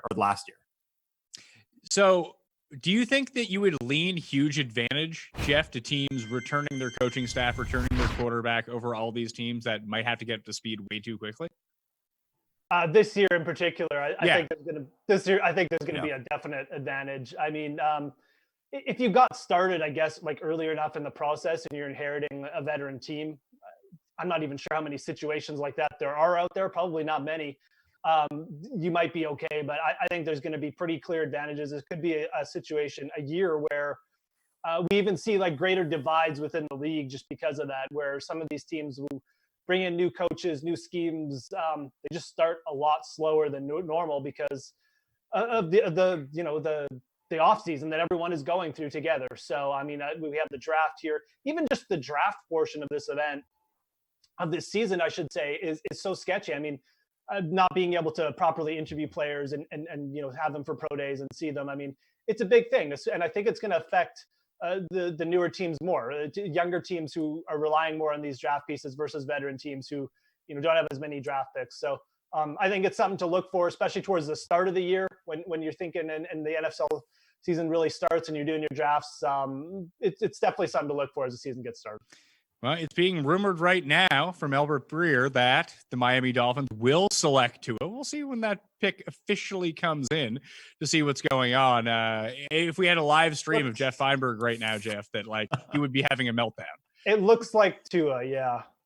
Does look like it. Yeah. You don't sound happy, Reed. No. I was just I want to see Feinberg's, I want to see how he reacts. And that's what I'm thinking about, because I know how invested he is with his Chargers. And I know he wanted a guy he was kind of questioning, right, if Herbert is the right pick. But, like Tua, how do you pass up on the upside, the potential upside of this guy, even with the injury concerns? The comps to Drew Brees, the poetic justice, whatever you want, the synergy, the symbolism, whatever you want to call it, Tua going to Miami now, who's being compared to Drew Brees, the last quarterback essentially that they could have had, and it's, sans Matt Ryan. I think it's a nice pick. Yeah, so Tua is officially the pick of the Miami Dolphins, number 5 overall. Let's talk about the Dolphins, because this division is kind of wide open. No one really knows what to make of the Patriots. They return an amazing defense from last year, but defense is hard to sustain at the very top end year after year after year. And with Stidham as their quarterback, projected right now, they can always go a different direction.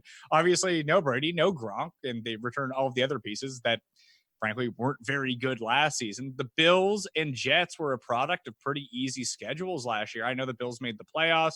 It looked like Allen got consistently better. And then you have the Jets, their quarterback had mono, and then they played the easiest schedule in the league and still can only win 7 games. That if Tua can play from the outset of the season, Jeff, do they have a chance to win this division? I think, I know I mentioned I didn't think that they'd go there, and I think that they could have easily gone back and dropped the pick. Here's why I do like this pick. I mean, we know that Tua played in a pro-style offense. We know he's got some intangibles from playing in such a successful team in college and going against upper-level competition. It's very much reminds me of like a Deshaun Watson, where there were people like me suggesting maybe he doesn't have the greatest strength, the greatest arm strength. He's not that super tall, but then Deshaun Watson came in and just showed like he's just a good football player. And I think that I could easily see that situation happening with Tua. And with Miami where they are, like you said, a weaker division, a team under Flores who improved throughout the year, like immensely. They were probably the most improved team start to finish. They have a bit of a number 1 receiver developing in Devontae Parker. They have a couple other pieces there, and they have a defense which played really competitively under Brian Flores. That's kind of his side of the ball. I absolutely think they're going to compete. They're not going to be my pick, but we have to see what the Patriots are going to do and who starts for them and stuff like that. But as we get into preseason, I think the Miami Dolphins are going to be a really interesting team to watch next year. I think they're going to be a fun team too, now that they have Tua, because whatever you think of him, he's going to bring a spark that Ryan Fitzpatrick, quite frankly, doesn't have. Ryan Fitzpatrick is exciting to watch, but just in a different way. I think this is a good pick for them, just from the fact that they're going to be competitive next year. Jeff, Reed, and I will return after a few more picks. The Chargers and Panthers are on the clock coming up next, and we'll return to the 2020 draft preview special presented by Snyder's of Hanover, Pretzel Pieces, with Jesse, Steve, and Julian just after this.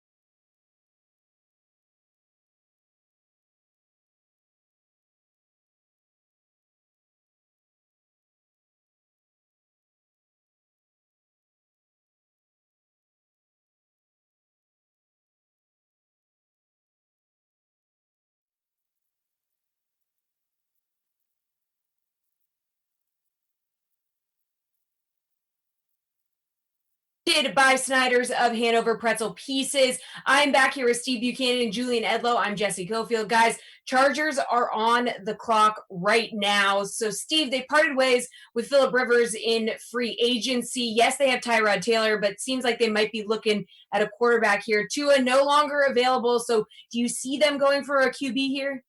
I mean, that's kind of what the consensus has been, but now a decision has to be made. Are they going to go with a quarterback here, or are they going to continue to build their roster? I thought Thomas might be a good pick for them if they didn't end up going at the quarterback. We've seen he's already gone to the Giants now, so now they really have a decision to make here. Are they going to go with a tackle? Are they going to go with a quarterback here?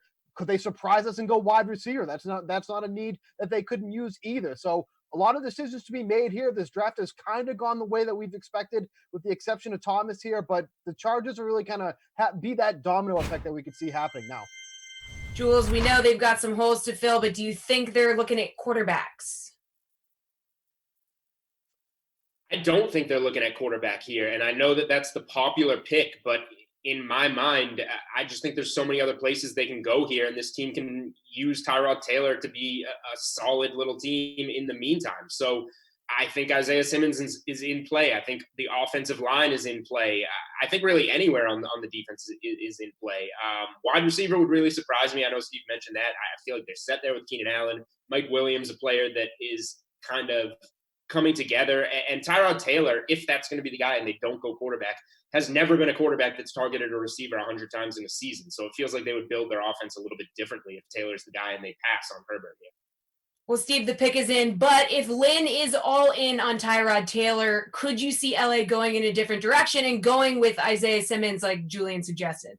No, I mean, it definitely makes sense here. But, the thing with Tyrod Taylor is he's not going to be your quarterback for the future. And for someone like Herbert, probably not ready to step into that starter's role either. He's got he has some work that he needs done. His consistency has been a question throughout his college career. So giving him a year to sit would make sense here. And they have kind of that stopgap there with Tyrod Taylor. So it's, like I said, this is a big decision for the Chargers here. It really is going to figure out how they're going to go, the direction they're going to move on to. But obviously, we'll find out here in just a few moments. Well, according to reports, it is Justin Herbert. Jules, are you really surprised by that? I don't know if I'm surprised. I'm wrong. And it shouldn't surprise people that I'm wrong because I'm wrong all the time. So I guess this makes perfect sense. I thought that the Chargers had kind of hinted that they would just go with Tyrod Taylor, who's a capable quarterback, and use a really valuable pick to build elsewhere because they're a really good team everywhere else. But I guess when you say it that way, it just makes sense why you take a quarterback for the future and just kind of bluff on Tyrod Taylor being your guy and hope a QB falls to you at 6. Yeah, Steve, you kind of figured this would be the way that they would go. I mean, you think this was the right decision? It's now official that they took Herbert at the 5th pick.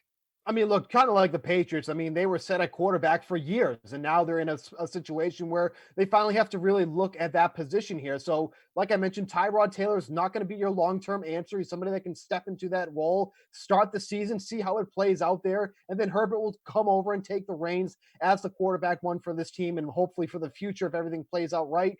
Obviously, if Herbert didn't have some of his inconsistencies, maybe we would have seen him go even earlier in this draft here. But unfortunately, he was in the same one with Tua, with Joe Burrow. So it just played out that way. And luckily for the Chargers, they were able to get their guy. And that's Herbert at 6, not 5. Oh my God. All right, Julian, Panthers are on the clock. Predictions for this pick. I mean, do you think this could be a place where we see a trade happening? So, Kara, this is really where the draft kind of is going to start to unfold. It could have been there with the Chargers if they passed on Herbert. They took who I think was the most expected pick there. And now we have no idea what the Panthers are going to do. Isaiah Simmons has now slipped a little bit. Luke Kuechly just retires. Simmons is a really good replacement to plug in there right away. We have Derek Brown, the defensive tackle from Auburn, who can fit into that defense. We have the wide receiver position a little bit at need. They could really go anywhere here, either side of the ball, or make a trade, and it would not surprise me. So this is a pick where, I mean, anyone's guess is as good as mine, really. Steve, anything could happen, but do you think Isaiah Simmons is a good pick here?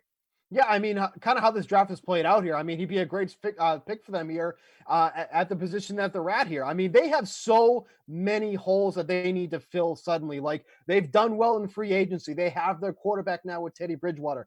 They have another wide receiver with Robbie Anderson. They filled holes offensively, but defensively, they need some help. They lost James Bradbury to free agency, so they have some needs to fill there, but now we got sources saying that it looks like Derek Brown is going to be the play here, probably the best available player that's on the board right now. So I guess that's, it's just a need that needed to be filled. There's so many holes on defense that they needed filled, and this is going to take care of one of them.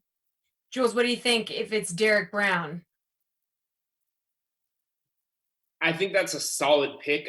I can't argue. I have nothing negative to say about Derek Brown. Let's put it that way. What I do have to say is that I think Isaiah Simmons is going to be the better player. I think he's the more versatile player. And I think that teams, because he's a tweener, is he a linebacker? I think we view him as a safety. You can't use a top 10 pick on a safety. Is going to be what is causing Simmons to slide here. But if you look at his pass rushing ability and his ability to make plays in the safety, I just think it's all kind of a bonus, and I really like the player. But I have nothing bad to say about Derek Brown. He's going to help the Carolina defense. Well, we talked about how they have a lot of holes they need to fill. I mean, they had the best fantasy player in the league last year in Christian McCaffrey. That did not translate to real life wins. So, Steve, do you think Teddy Bridgewater at quarterback can turn that around? Yeah, certainly. I mean, they have plenty of offensive weapons, but they just didn't have the right guy under center to get them down the field. I mean, they have more. They have Anderson now. They have Curtis Samuel, Christian McCaffrey. I mean, I know they lost Greg Olsen, but there's a lot of weapons on Carolina there. They're going to score a lot of points, but they still have some work to do on the defensive side. And as of right now, they may score a lot of points. They're probably going to be giving up a lot as well. So with the pick of Brown, if that ends up coming to fruition here, definitely the step in the right direction. Jules, do you see Teddy Bridgewater at quarterback turning things around? I see him being an improvement over where Carolina was last year with an injured Cam right off the bat and then just kind of mixing and matching the rest of the season. Kyle Allen obviously was a flash in the pan for a few weeks. He was undefeated in New Orleans, right? He knows the division. Like Tyrod Taylor, he's better than Tyrod Taylor, but he's a very capable quarterback. The problem is he's definitely the worst quarterback in his division because that division now has Drew Brees, Tom Brady, and Matt Ryan. So I like Teddy Bridgewater, but when you look at the competition in the division, it's hard to say that Carolina is going to have an offense that can contend. All right, well, if they do go with Derek Brown, what does this mean for the picks that are coming? What does it mean for 8 and 9 Cardinals, Jags? Does this shake up the rest of the top 10 here, Steve? Well, I think the interesting thing is that now the team to really watch now is the Jaguars. Now, we heard them potentially moving up in the draft to one of the earlier picks there. So do they stand pat here at 9? I mean, Simmons, I think, actually be a good landing spot with Cleveland at 10. I feel like that should be something that would be pretty interesting for them. But, Arizona, I'm still kind of on the fence with where they're going to go with their next pick here. I mean, they have so many moving parts on that team. Obviously, they made the big trades there already in this offseason here. But, looking at the best of players available, Simmons would be interesting for Cleveland if he does fall that far here. But the team I'm really kind of interested to see what they do here now is going to be Jacksonville. Yeah, who are you looking at here, Julian? I mean, my takeaway is that I'm just going to go back to one of Ian Rappaport's reports that we're going to see offensive tackles fly off the board at a historic rate or like an unseen rate or whatever. And we're obviously through 7 picks and we're not there. So Arizona is a team that just got DeAndre Hopkins. So I know the CeeDee Lamb Oklahoma connection with Kyler Murray, but wide receiver is not a need on that team. Let's be real. They want to protect Kyler Murray. So I would assume this is where we're going to see the second offensive tackle come off the board, and then maybe a few more start to follow, but we haven't gotten there yet. So if Arizona doesn't go offensive line, I think one of the big narratives in this draft kind of starts to come unravel. Steve, do you think we're going to make it through the first round without any running backs going?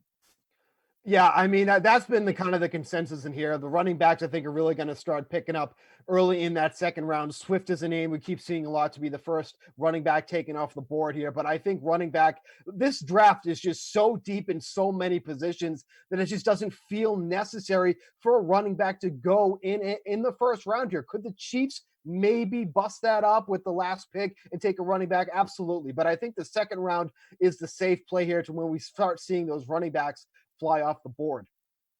I mean, do you think it could be a while here, Jules, until we see another quarterback get drafted at this rate? So we got 3 in the top 6, obviously, and the only other one that people really feel has first-round potential is Jordan Love. I personally like Jalen Hurts a lot. I would consider a late first-rounder on him, but by all indications, he's probably going to slide to day 2. We'll see what happens there. I don't think we're going to see – I think that Jordan Love is going to slide. I think maybe we'll see a team trade into the 20s or something to get him. So I think that the quarterback run, we saw it early. We thought maybe Tua or Herbert would slip. It didn't happen. Now I think it's going to be a while until we see Jordan Love go off the board. Okay, Steve, so you think Jordan Love not getting drafted in the first round here? I'm not convinced yet. Like we've heard plenty of rumors and innuendo that maybe he could end up going to the Patriots. That's where the Patriots are going to use their first round pick. But we know they love to trade down and get rid of their first round pick. The Saints are a team that I feel like could have some connection to Jordan Love. You know, for a team that really doesn't have a lot to fill in the draft there, I feel like they could potentially use someone with the boom or bust potential like Jordan Love. Because look, Drew Brees is not going to be the quarterback forever here. So I could see them potentially using it for Jordan Love as well. All right, Derek Brown, official number 7 to Carolina. Quick reaction here, Steve. How do you feel? Yeah, like I mentioned here, like they have so many holes that they need to fill on defense here. This was the right play for them. I'm surprised that Simmons is still falling a little bit here, but I think Brown was the right play for the Panthers. The right play for Carolina, in your opinion, Jules? I'll just stick to my personal opinion and say no, because I like Isaiah Simmons. But yeah, it's a fine pick, and they're probably smart to disagree with me. All right, fair enough. Good stuff, guys. Pat Mayo is going to be back with Jeff Ulrich and Reed Fowler in a minute here. But right now we have Adam Kaufman with Cleveland writer Mark K. Cabot. Mary Kay Cabot, rather.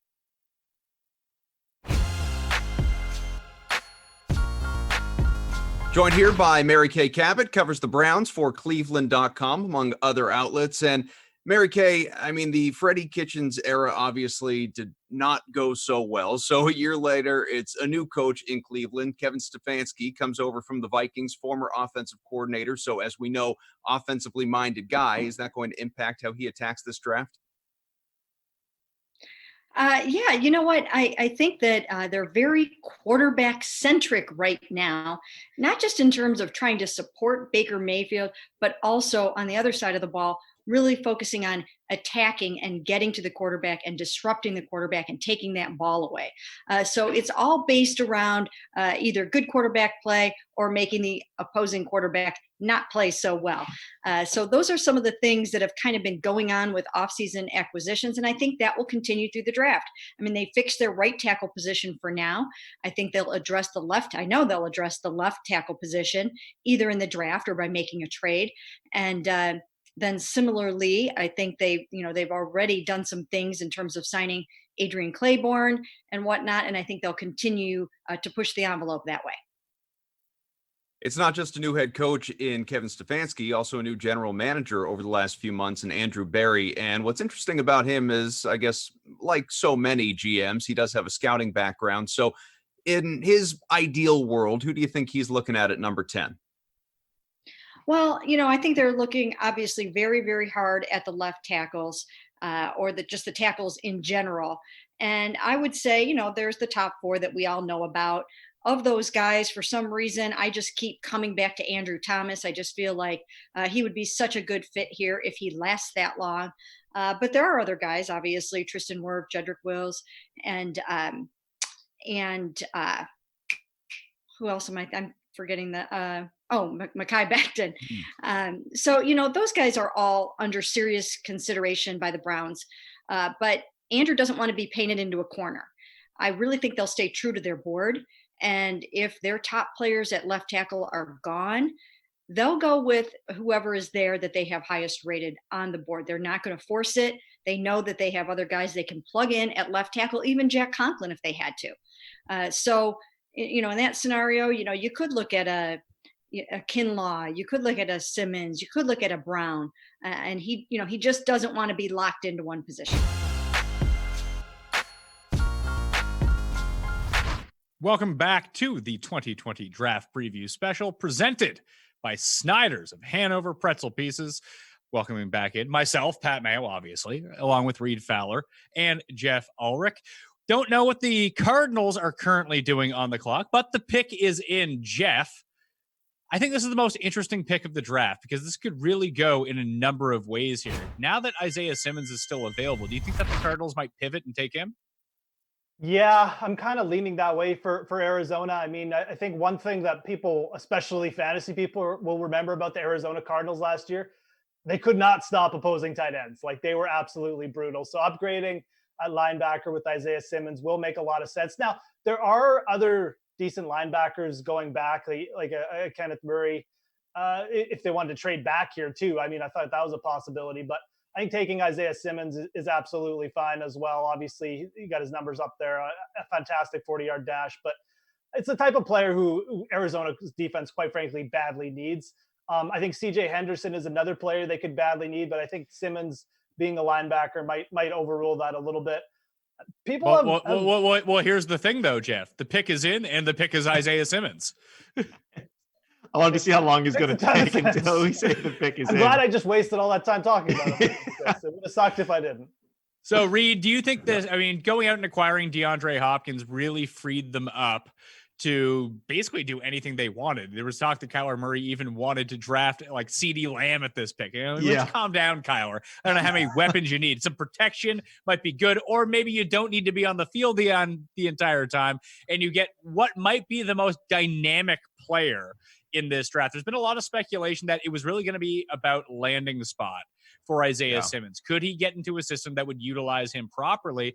And strangely enough, like, we knew that he was probably going to go inside the top 10, at least top 12, that we're in a situation where it almost seems better if he's on a good team to begin with. Like, if he goes to the Panthers look like they're going to be not good this season. That you kind of waste that talent with the ascending Cardinals right now. We know, there's always the Super Bowl hangover. That could happen to the 49ers. Who knows what's going on with Seattle? It appears like the Rams have gotten worse. You have Kyler Murray going from year 1 to year 2. You just get DeAndre Hopkins. Now you get an impact player on defense to really pump up this team. Like, the Cardinals could be really good here. Yeah, and the reason why you see a guy like Simmons potentially fall this is he's like a jack of all trades, master of none. I think that scares GMs and potential teams, that he's not sort of pigeonholed into one area where they can really hone in on his skills. And that's really what he was, expressing as one of his, his traits. I mean, he's extremely fast, extremely talented. And the Cardinals do like this type of hybrid player. Deion Buchanan, who's no longer there, was exactly like this type of player in terms of him being considered a hybrid role. Now you get a guy who's 6'4". You can put him on the edge. You can put him at linebacker, slot corner, like Jeff mentioned, guarding the tight ends, which they were terrible at. I think it's a fantastic pick. If they didn't go here, probably would have gone offensive line. But yeah, Isaiah Simmons, like you mentioned, to an ascending team like the Cardinals is a fantastic fit. What do we make of the Cardinals fantasy-wise this year, Jeff? Obviously, Kyler is moving up boards, but like, when we think about DeAndre Hopkins, we think top 5 receiver every single year, and he's amazing. The talent is certainly there, but a lot of that was also volume and opportunity and market share that he was always getting in Houston over and over. How do you think this cracks down for him being on the Cardinals? We know they run this high-paced offense, but he has a lot of bodies to compete with right now for receptions. I mean, he does and he doesn't, right? Because there was no dominant number 1 there before. And I know Larry Fitzgerald will still soak up some underneath work, and Christian Kirk is there, but there really just wasn't a dominant number 1 receiver there. So I think that's why they brought him in. I think the biggest thing that he's going to have to deal with is just the Cliff Kingsbury scheme. I mean, is Cliff Kingsbury just going to target him relentlessly, kind of like Bill O'Brien let Deshaun Watson do? Or does he just want to keep this spread it out? And we'll give DeAndre, the most targets on the team, but it won't lead him to be like a Michael Thomas where he sees like 12, 13 a game. I think that's the biggest question mark for me. Now, their defense has gotten better. That could also be a factor. Like, one reason why Arizona threw so much last year was because their defense was terrible, right? So that could be another storyline as this draft unfolds and as the preseason unfolds. So I think DeAndre Hopkins is going to be absolutely fine. I think the Arizona Cardinals are going to play at a faster pace. And even if their defense does improve a little bit, I think DeAndre Hopkins is, for me right now, I have him pegged to approach similar production that he saw in Houston. Reed, Jags on the clock. Now they have around 4 minutes left to make their pick. This could go a lot of ways. I thought they'd trade out of this pick, but like, who stands out right now as like, do you just take one of the tackles, like, because they're the best players left on the board? Or do you say, hey, we have DJ Chark, we just got rid of Marquise Lee, Keelan Cole's kind of let's go receiver? Yeah, I would consider a receiver probably more the secondary priority. I think you see it there, cornerback, and then interior D lineman with the loss of Calais Campbell, now moving on to Baltimore. I think you got a guy like Javon Kinlaw, who's definitely there, the second to Derek Brown. But CJ Henderson, the guy out of Florida, the cornerback out of Florida, when you look at just the top 2 guys, I think a lot of draft boards too, a lot of these prognosticators looked at CJ Henderson as potentially being closer to Jeff Okuda's upside as a lot of us thought. Like Jeff Okuda was fantastic, just long arms, fast, tall. But CJ Henderson, when you look at losing AJ Bouye and Jalen Ramsey, especially in this division, I think you have to go with that in terms of cornerback. Receiver, I mean, it could happen, but like you mentioned, if that were the case, then probably trade back, right, and get maybe the third or fourth receiver as opposed to reaching for like a CeeDee Lamb or a Jerry Jeudy up here with their first and then the top 10 pick. The pick is in for the Jags, Jeff. It has not been announced yet, though, so we're going to let you talk until it's picked, and then we can make fun of you after you say the wrong guy. I'm going to go CJ Henderson here as well, Florida State guy, or Florida product. Again, keeping in state, I mean, they lost two cornerbacks, obviously, over last year. I think talent-wise, again, I heard people talk about him as possibly even being better than Okuda. He's more of a cover corner, possibly not like as good an all-around corner, but skill-wise, absolutely, speed, size for a corner. So that's where I think they're going to go. But you know, we still have three of the big four offensive tackles out there. I think it's either Henderson or an offensive tackle. So Henderson would be my first choice, but one of those big three offensive tackles we're talking about at the other side, I think that's the other way they could possibly go here. Reed, do you think that we're seeing a lack of deals being made in the draft right now because teams just can't communicate with each other? Yeah, exactly. How many landlines, right, can you have on at once, and you have to put guys on hold and so on and so forth? Yeah, absolutely. Because we usually see, like, you don't see the first pick. You rarely see the first pick draft or traded, right? I think we've seen it 5 times since 1990, like the last 3 decades. So you rarely see that. But in terms of all of the chatter that we had before, I definitely thought that we would have seen at least one trade. And look at the Jags; they're in full rebuild mode. So why not get down and acquire some of these guys, build up draft capital maybe for next year? Maybe if you tank for Trevor Lawrence, right? I mean, the Florida teams seem to love to tank and get in that situation. So yeah, I would have thought more trades would have happened, but you're absolutely right. With everything that's going on right now, it's definitely why we're seeing it. Yeah, especially right now, like if you are quote unquote tanking, or even just seeing what you have in Gardner Minshew as it comes along, that building the trenches is probably not the worst idea in the world. And you're in cap hell at this point anyway, that if you were to trade this pick, get a later first round pick and even a second, like that's going to free you up in the salary cap, not only this year, but in years to come as well. Yeah, Fournette is being talked about on the trading block. Yannick Ngakoue clearly is. They can talk about Fournette being on the trading block all they want. Yeah. Who is going to trade for Leonard Fournette? Yeah, he's sort of the old guard, right, of running backs. He doesn't really fit in anywhere. But yeah, I mean, they're, like I said, everyone is up for grabs, maybe except for Gardner Minshew, who's like the face of that franchise now, and rightfully so. But yeah, it is Henderson, guys. It is Henderson. Yeah. Oh, Henderson, first corner off the board. Here we go. I thought he would go a little bit later on this. He flew up draft boards. I mean, I actually like this. You lose AJ Bouye, you lose Jalen Ramsey last year. You need to do something. This is a nice starting point. I actually thought he might fall because everyone had like, oh, the Jets are going to take a receiver. They're going to take a tackle. I thought that he'd end up going to the Jets, shockingly enough. I think, yeah, the Jets were definitely a team. I think Atlanta was the team a lot of people had trading up to get him. And I think the Jags might have just said, no, we're going to take him rather than let a trade happen. Like I said, a lot of people, and I mean, you guys mentioned this as well. There were people who were comparing him to Okuda. So I think this is a good pick as well from Florida. Keeps him in the state. Like I said, I think that's for Jacksonville struggles to get fans. I think it makes a lot of sense. So good replacement pick for them for sure.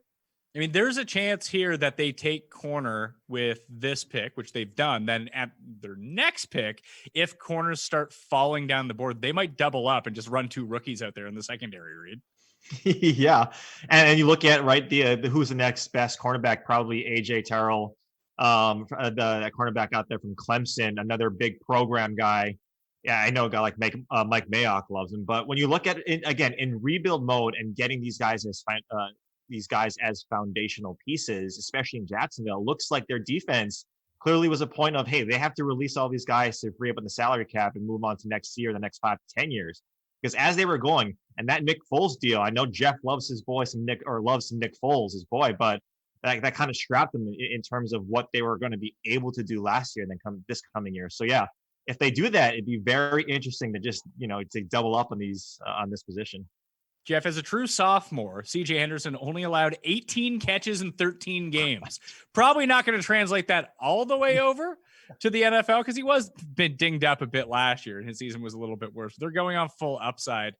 Do you think this is as big of an impact as they hope it's going to be? Or is this a situation where teams can just throw to the other side of the field?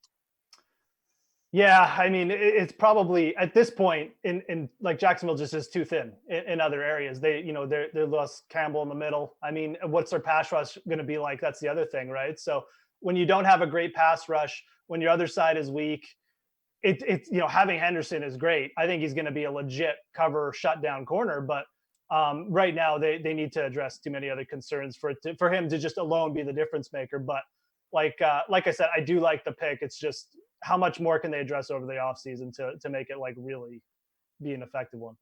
Well, the Browns and Jets are up next, and the Browns pick is actually in. So we're going to get out of here. We'll see you back on the other side. Coming up to break this all down, it's going to be Jesse, it's going to be Steve, and it's going to be Julian. Stay tuned.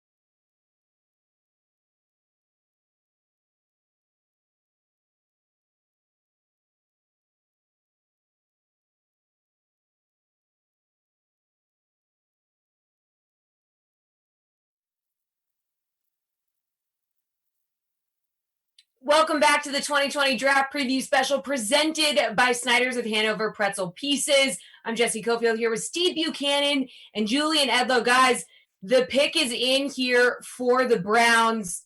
Jedrick Wills here is the pick. So, Steve, what do you think?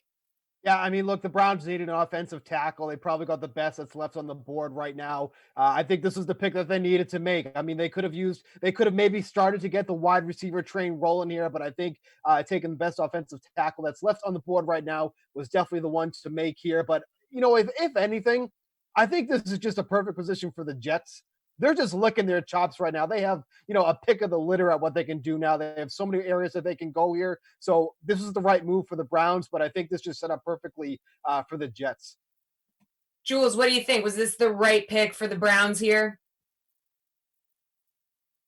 Yeah, I think we all knew that the Browns were going to go offensive line. What I don't think we knew is that offensive linemen were going to be so widely available come 10. The only guy that goes so far is Thomas to the Giants, and I think a lot of people had Wills slotted into that spot. There's still Tristan Wirfs on the board, who a lot of people had as a top 10 pick. So I think they lucked out by getting a better tackle than maybe they thought they were going to get. But yeah, this pick makes a lot of sense for the Browns.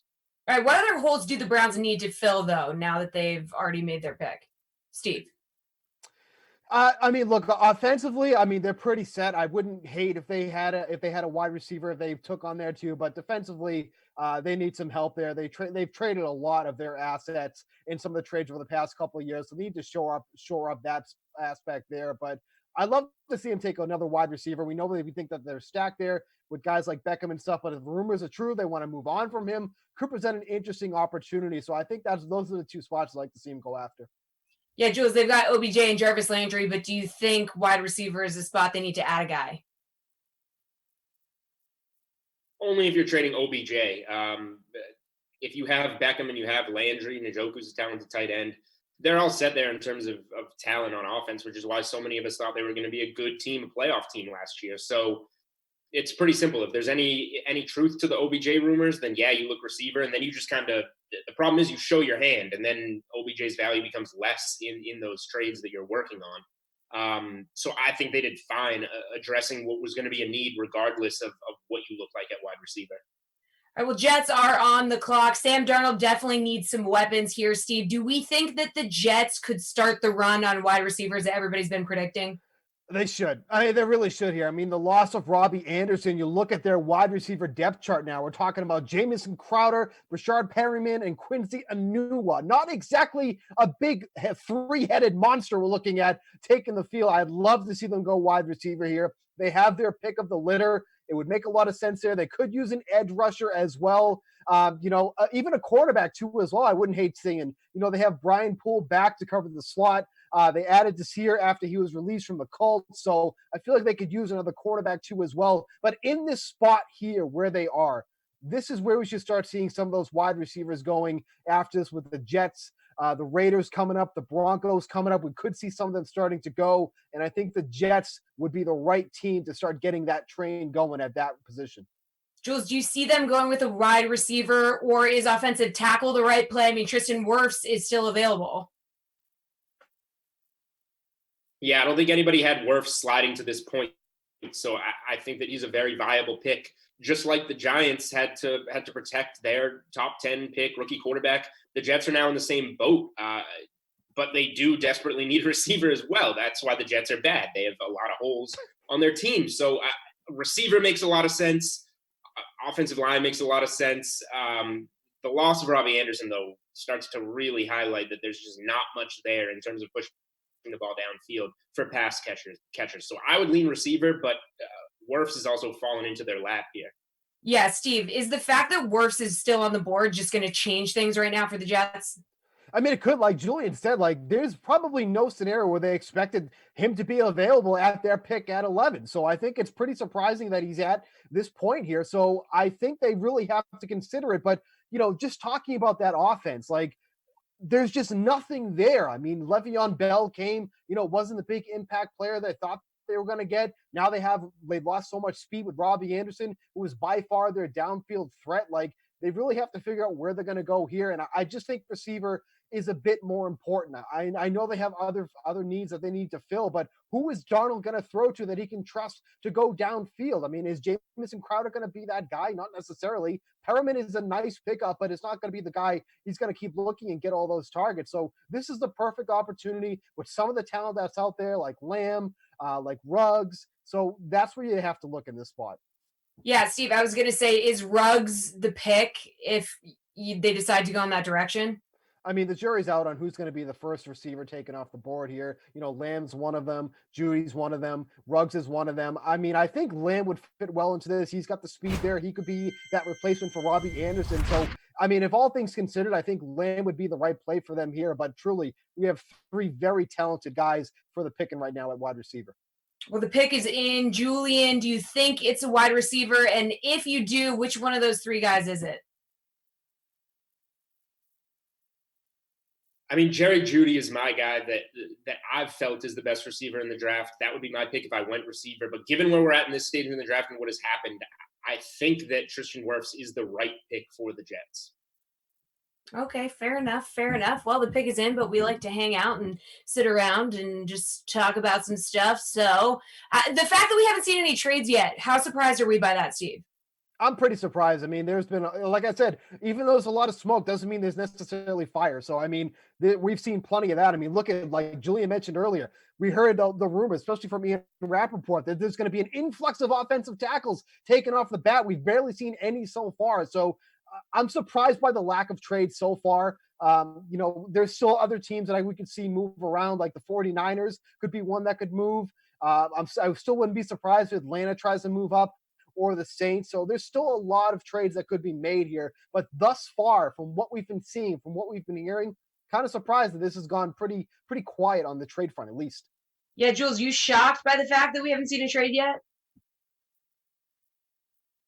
Somewhat. Usually you're kind of accustomed to seeing some movement, but at the same time, you have to wonder how much this situation that we're in for this draft plays a role into it. Are GMs uncomfortable and having a harder time figuring out how to get a trade done? Maybe, or maybe teams are just happy with how things are kind of falling into their lap. So I think it is unusual not to see a trade in the top 10. At the same time, this is a very good deep draft, and I think a lot of teams might just be happy with, oh, look who's available when it gets to us, and just keep it moving. So we're hearing that it's Becton, that the pick is Becton. Reports are saying. Steve, what do you think?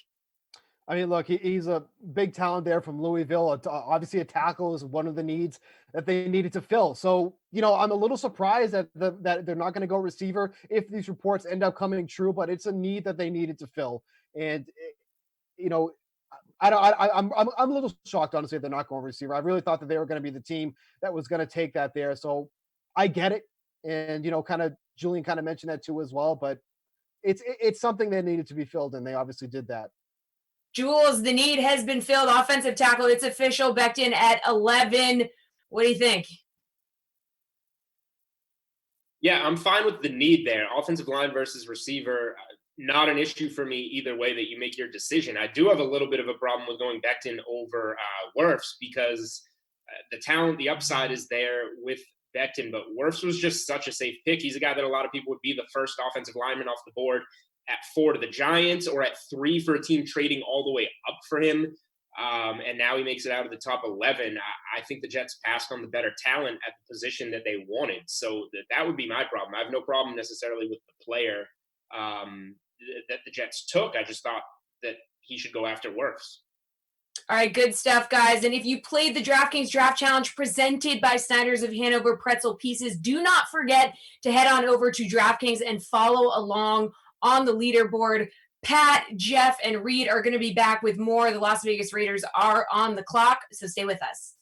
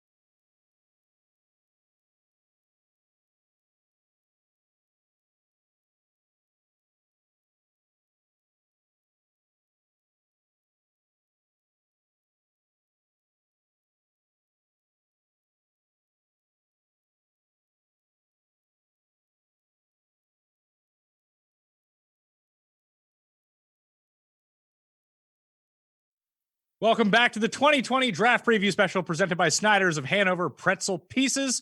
Reed Fowler's with me. Jeff Ulrich is with me. The Jets, Reed, they don't take a wide receiver. They take a tackle. No. The tackle, if there are fans of the Pat Mayo experience watching, that Jets homer, Tim Andercust, the one guy he didn't want, the Jets took. It's perfect, right? Just he's working in mysterious ways. It all seems to rear its ugly head. Interesting. I share the same sentiment as the guys. Interesting that they didn't go Wirfs if they wanted to go tackle there. There's some questions, right, with Becton, but they got their guy. He's huge. He's just a specimen, but that's interesting. Jeff, what do you make of the pick? Like, yeah, you got to protect Darnold. I mean, just take Love here. Get rid of Darnold. Get rid of your terrible quarterback. Bring in a good quarterback. I mean, that might have been what I did, Pat. But they're committed to Sam Darnold. I think everyone was intrigued by the idea of them taking like a CeeDee Lamb or a Jerry Jeudy there. But, they signed Rashad Perriman. They still got Jamison Crowder.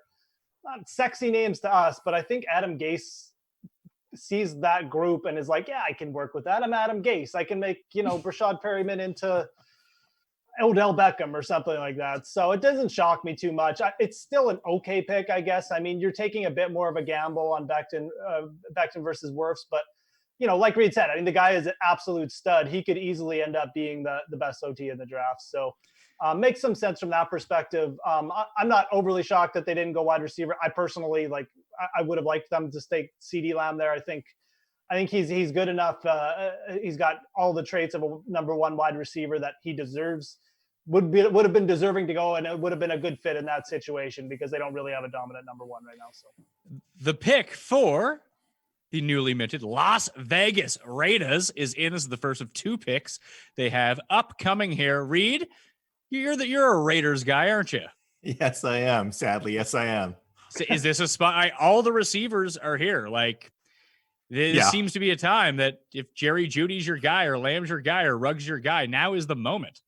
Right. But I'm always worried because whenever I think that the Raiders are going to do the smart thing or the right thing, they go off and they're probably going to pick like Justin Jefferson. So I'm always scared. I'm never going to say anything.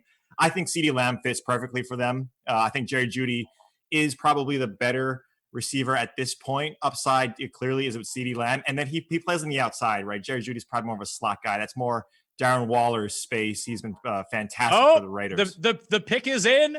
The first receiver off the board to the Las Vegas Raiders. Who's the fastest receiver in the draft, Reed? It's the Raiders. Who else are they going to take besides Ruggs?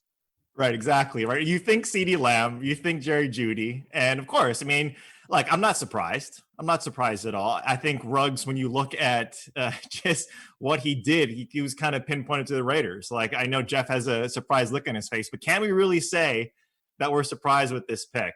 I mean, I personally wouldn't have wanted to go with Ruggs just because you have a franchise player with either Jeudy or CeeDee Lamb, but like, it's the Raiders. It's what they do. Jeff, I'm not so down on the pick as some other people would be. I do think with CeeDee Lamb on the board, they should have gone CeeDee Lamb. But look, I mean, Henry Ruggs is the closest thing to Tyreek Hill in this draft, just in an on-field perspective, right? So, look, the potential is there. We've seen players like that coming into the league now being used more appropriately, whether it be punt returns, in the run game. It's an interesting spot if John Gruden can use him appropriately. I wanted to see Ruggs go with Kyle Shanahan because I know Kyle Shanahan would have got him involved in the run game and stuff like that. But, Ruggs, to me, I wasn't as sold on Jeudy being the best receiver there on Bama. I think Ruggs is a very interesting prospect. I think they probably should have taken CeeDee Lamb here, but Ruggs is full of potential for the NFL game. Well, the Niners are up next on the clock, and they also have the 31st pick of the draft. This was originally the Colts pick, and they traded DeForest Buckner for it.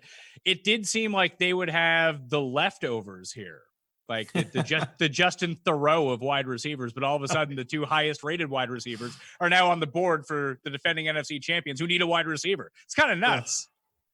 Yeah, it's extremely nuts. And when we like Shanahan, right, we always tied him to the ex-receiver. His time in Atlanta, his time at San Francisco. He his time in Washington with Pierre Garçon, who played ex-receiver in his time. And these guys were top targets, top touchdown getters, respectively, for those fantasy years. And so who's one of the better outside receivers? It's CeeDee Lamb, in my opinion. And if you're San Francisco, you're doing backflips because you have a clear need there at wide receiver, and you have 2 of the better ones that we've seen probably in the last 5 or 10 years, right? In terms of the totality of this class, we may have had some better players single-handedly at receiver, but not in this deep of a class. So yeah, I go CeeDee Lamb. Right now that you think San Francisco could potentially, a lot of people had Wirfs as the best O-line in this draft. He's available. CeeDee Lamb was pretty much the overall best wide receiver in this draft, and he's available. So now San Francisco might get their choice of like one of the best OTs or the best wide receiver. And I'd also throw Javon Kinlaw in there. I mean, they got this trade from the DeForest Buckner trade, right? So they might just take him as a defensive tackle or replace him.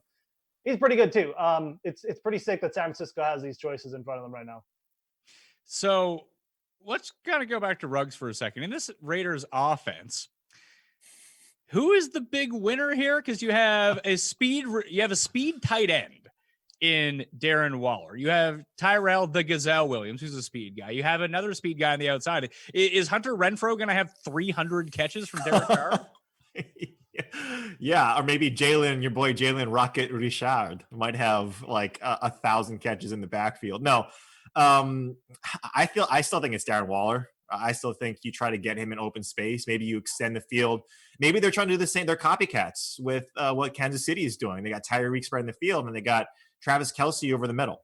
Then again, you have Patrick Mahomes back there, and Derek Carr is no Patrick Mahomes. As much as I love number 4, is not even close. So maybe that's what they're trying to do with Ruggs.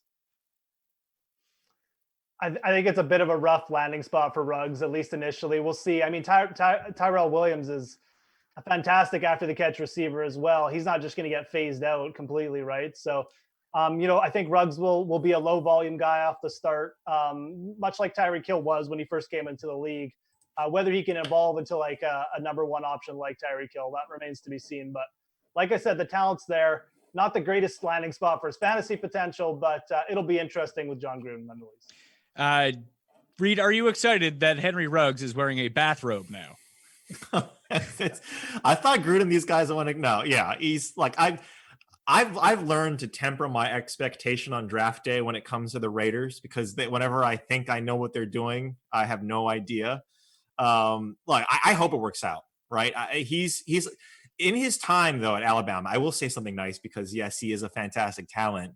25% touchdown, right? So wait, hold on. We have a trade on the board. Oh, finally. The Niners have traded down, this is per Ian Rappaport, with the Tampa Bay Buccaneers. Oh, okay. There has been a tackle sliding down the board. You know that they're all in with Brady and Gronk. It's got to be a tackle, doesn't it? It's got to be. Unless they take Jerry Jeudy for super offense. No. I can't see them taking Jerry Jeudy. It has to be tackle. If they're win now mode, absolutely. Yeah. I'd be shocked if this wasn't worse. It almost has to be, doesn't it? Like you were saying, like the guys were saying, what Jeff was saying, if Wirfs was number one on their board, right? All they have to do is slide back, or what is it? One spot. They're not giving up anything, really, right? In terms of, and the details are pending in terms of what they're going to have to give up. But I mean, you got what, 2 years? I mean, probably 1 year, really, with Tom Brady and these guys. And so why not? Why not go as much as you can with offensive tackle and running back? I'll throw like a dark horse scenario here. They're going to trade Mike Thomas, maybe take CeeDee Lamb here or something, or Jerry Jeudy, or Mike Evans. Mike Evans, excuse me. Yeah, Mike Evans. I mean, stranger things have happened, right? So that would probably be a bit much here. Like if you're going to be all in, if you're just going to be all in for this season, if you trade for Brady and you know that he has to be upright, he has zero mobility at this point, you have to protect him. Their offensive line was garbage. It has to be Wirfs. Has to be. Yeah. Yeah, and look, Gronk, when he comes back, I mean, OJ Howard is a great blocker, right? That was one of his main tangibles when he came out of Alabama, was that he was one of the better blocking tight ends, and Gronk as well. So both of these guys, if OJ Howard is still there, probably not. You're solidifying that line to protect Brady, who still throws the ball quick. I mean, I'll throw another scenario out there just because we're killing time here. But I mean, Atlanta has been rumored to want a cornerback, so maybe they were trying to trade up for like AJ Terrell, and maybe the Bucs obviously need corners too. We'll see. We're about to see, I guess. Well, the trade right now is that the Niners trade pick 13 and 245 to the Bucs for 14 and 117. Right.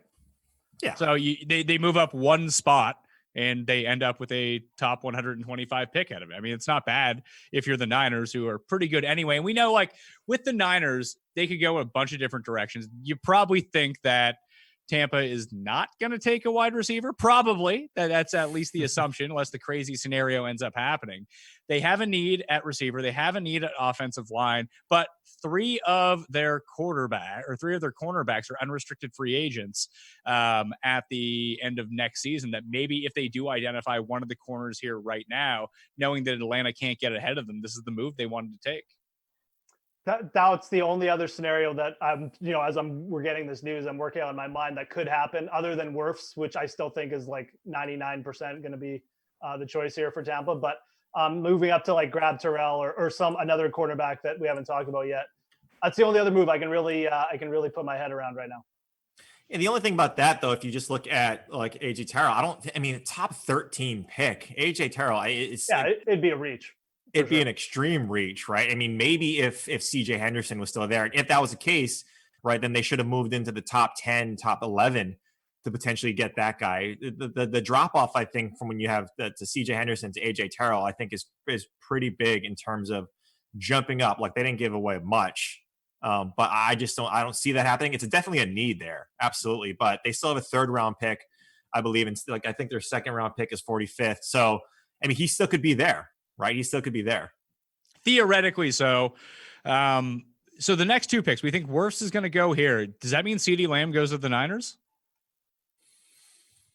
Yeah, either that or it's Kinlaw. I think I really do think Kinlaw is possibly on the table for them, just because, again, like, they got the pick from trading a defensive tackle. Maybe they go linebacker with Kenneth Murray and they just like go there. But I think it does make sense. I mean, San Francisco's been linked to a wide receiver for most of the draft. It could be Judy over CeeDee Lamb, but like I said, I think they'd go Lamb. But I think a wide receiver for San Francisco right now, that's where I would think they would be going at the moment, knowing especially that Tampa Bay is not taking a wide receiver when they trade up because they don't need one. Yeah. And as we get the news that it's Wirfs. Yeah, and the pick is now official. It is Wirfs to the Tampa Bay Buccaneers. Someone to make Tom Brady stand upright, or maybe even just like walk him around like a seeing eye dog, so he doesn't walk into the wrong houses and things like this. All problems for senior citizen Tom Brady at this point. But if he's going to be a statue, you have to let him stand there and throw the ball and get it out quickly. This does address that need. This could not have broken down better for the 49ers. Like, they had the number 2 pick. They duped the Bears into trading up one spot to get Trubisky. And now potentially who a lot of people had as the number 1 rated offensive lineman in this draft falls to them, and they don't need him. They can leverage the pick once again. It's kind of insane that John Lynch continues to do this, Reed. Yeah. And kudos to him, right? I mean, they made the Super Bowl, and Shanahan has come out and said that, hey, they were, one piece away maybe from winning that game, or he wants all of his guys back essentially next year because this team could definitely win. And now getting, maybe that final piece on your offense, your defense is clearly going to put them over the edge. So yeah, absolutely. All right, guys, this is the last that you're going to see of myself, Reed Fowler, and Jeff Ulrich for the evening. Reed, do you have any final thoughts of what's happened so far in this draft? Are you kind of bummed that the Raiders went with Ruggs? No, I've already desensitized myself to have any sort of expectation. So I'm not bummed. I'm excited that, that we're going to get at least a receiver. So no. And then just the other thing too, is that only one trade at this point. We haven't seen something like this. I don't think any trades happening like this since like 2015, trades earlier, that is. So that was really interesting to see. Jeff, how about you?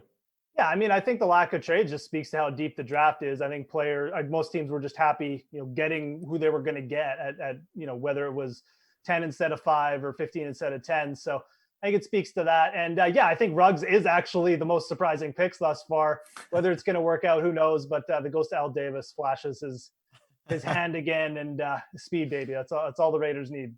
Yeah, I am very excited that Ruggs ended up being the first wide receiver off the board. Thank you, Las Vegas Raiders. It was fun to see. Not what I necessarily expected, but hey, here's where it goes. So that's going to do it for the 3 of us. We're going to throw it back to Jesse, to Steve, and Julian to break down the final 2 picks of the DraftKings Draft Challenge presented by Snyder's of Hanover Pretzel Pieces. Stay tuned.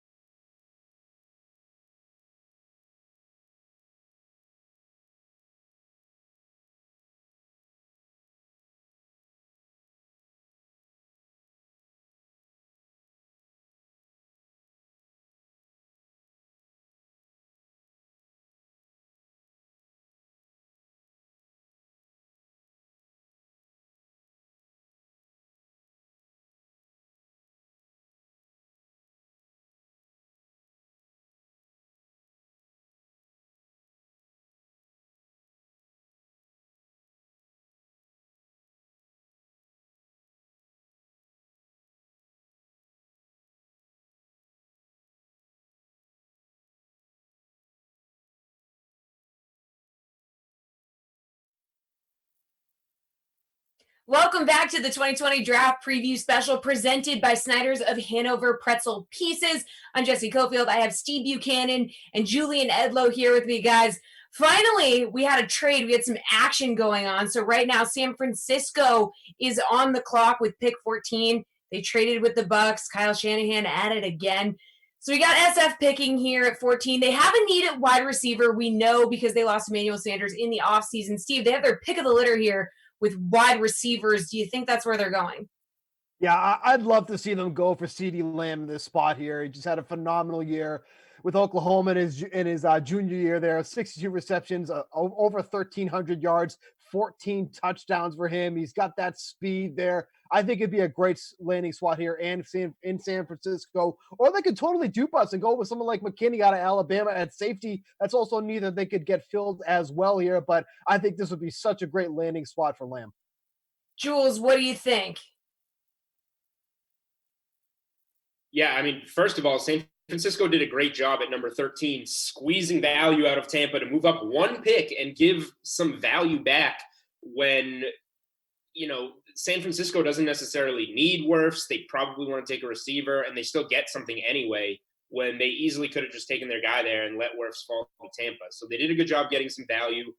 And then I think wide receiver is a good fit. We've had so much talk about Jimmy Garoppolo after that playoff run falling apart in that fourth quarter. Get him some help. I don't care if it's CeeDee Lamb or Jerry Jeudy. I like both of them a lot as a number one wide receiver. Personally, Jeudy was my guy, my favorite wide receiver in this draft, but Ruggs is off the board now. Number one, which is kind of surprising. And really, either of these guys, Lamb or Jeudy, great fit in San Francisco. All right, what other holes, though, do the 49ers need to fill in this draft? Could we see them kind of going off the board here, like Javon Kinlaw still available? Jules? I mean, they definitely could. There are good players sliding. Kinlaw is one of them. If they want to go to the secondary, there's Terrell, there's Diggs from Alabama, who's I know Steve mentioned McKinney, the safety from Alabama. There's two good players in the Alabama secondary still here. This has been the spot, though. I mean, don't get too cute. Wide receivers in need. This has been the spot that we've all seen wide receivers start coming off the board ever since we started doing these mock drafts. So I think you just got to go with what you need here, and that seems to be pass catchers to me. But Kinlaw's a good player. LSU defense has a couple of good players, along with Alabama, that could go off the board if they feel that's a better need. We'll find out. We've seen a couple surprises in the last few picks, so maybe this is another one. Steve, I know I'm getting cute here, but if they don't go with a wide receiver, do we think it's going to be a safety? Do you think it's going to be a safety here? I think that would be one of their better fits there. I think safety is a need they need to address at some point here. Cornerback wouldn't be a bad spot either. I think that's something that they could also take a look at. But, I kind of hate dancing around the question here, but it's like for me and for what Julian's saying too, wide receiver is the spot they need to get here. They have the pick of the litter. Ruggs went a little bit early, but Lamb is still there. Jeudy is still there. I think this is what they needed to do. And then by trading back, I think that's kind of the indication that they had, like Julian mentioned there, like they didn't even have to take Wirfs. They didn't have to go back because Tampa still could have got their guy, but that's kind of what they ended up doing anyway. So I feel like this spells out a wide receiver pick for the 49ers. Yeah, Jules, do you agree? Like they knew they wanted wide receiver, so trading back one spot, no danger of not getting one. Does this just spell wide receiver? Yeah, it's no danger of not getting one because you're obviously going to get Jeudy or Lamb one way or another. And there's also just Tampa's need as well. Like there's like a 1% chance there that they're actually going to take Jeudy or Lamb. They have Tom Brady, they have Gronk, they have Mike Evans, they have Chris Godwin, they have all those tight ends and receivers. They're probably not going to add a receiver there when they have such a need on the offensive line to keep Tom Brady upright. So it made perfect sense. Savvy move to squeeze a little bit more value out by San Francisco. And like they expected, they still get their pick between Lamb and Jeudy. All right, well, looking at the 49ers needs as the draft goes on, you looked a little shocked that Steve mentioned quarterback. Oh, we're actually getting a report that's saying it might be Javon Kinlaw. So maybe I was right that I should be getting a little cute here, Julian. I mean, NFL teams like to get cute. We just saw Ruggs, the first wide receiver off the board. They took the fast guy. So, and here we go. Kinlaw is officially the pick. So, wow. San Francisco had a dominant defense last year. They saw a talent slip, and they wanted to get more dominant on defense. They obviously, this is an offense that runs the ball, and we saw them win that playoff game with 8 passing attempts for Jimmy Garoppolo. Apparently they feel they can keep winning that way, and they don't want to add a wide receiver one, which they do not have on their roster. Steve, how shocked are you that Judy and Lamb are both still on the board at this point? I mean, at this point, like, did Denver expect to be in this position? Probably not. I was just Absolutely gonna say, not. who had Denver picking between Judy and Lamb unless they traded up to like 9? They're on their Zoom call with each other right now, just like, look at us. Look at us. Who would have thought?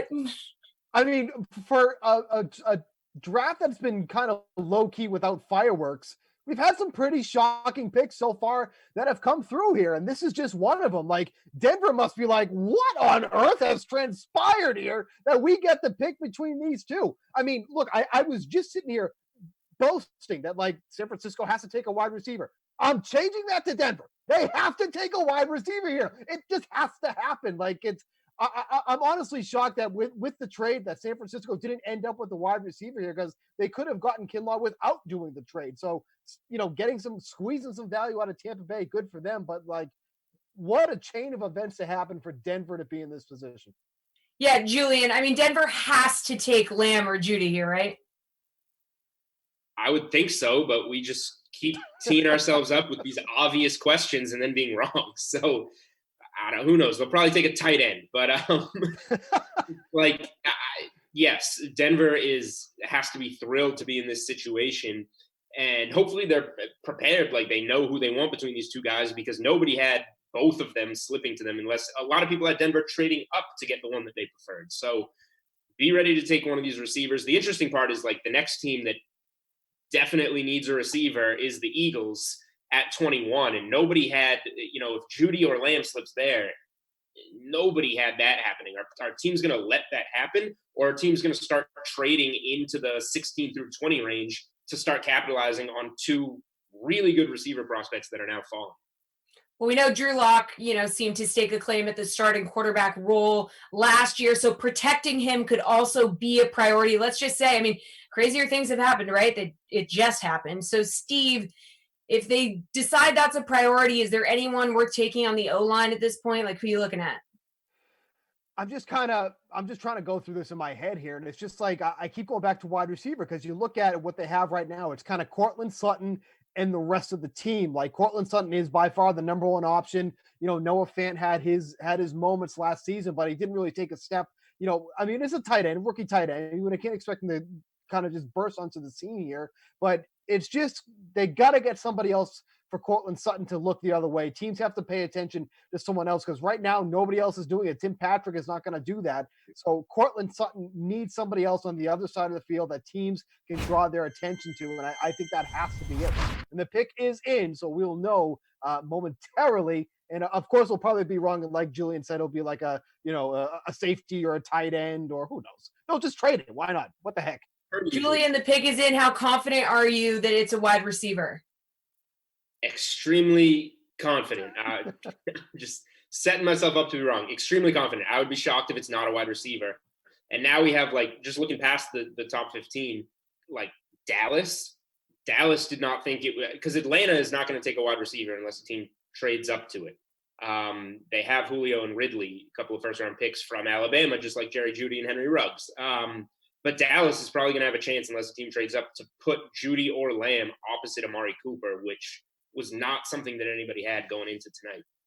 Well, we have reports coming in that the pick is Judy. The Broncos beat writer has it as Judy, so not surprising to either of you here that they went wide receiver. Steve, do you like Judy more than you like Lamb?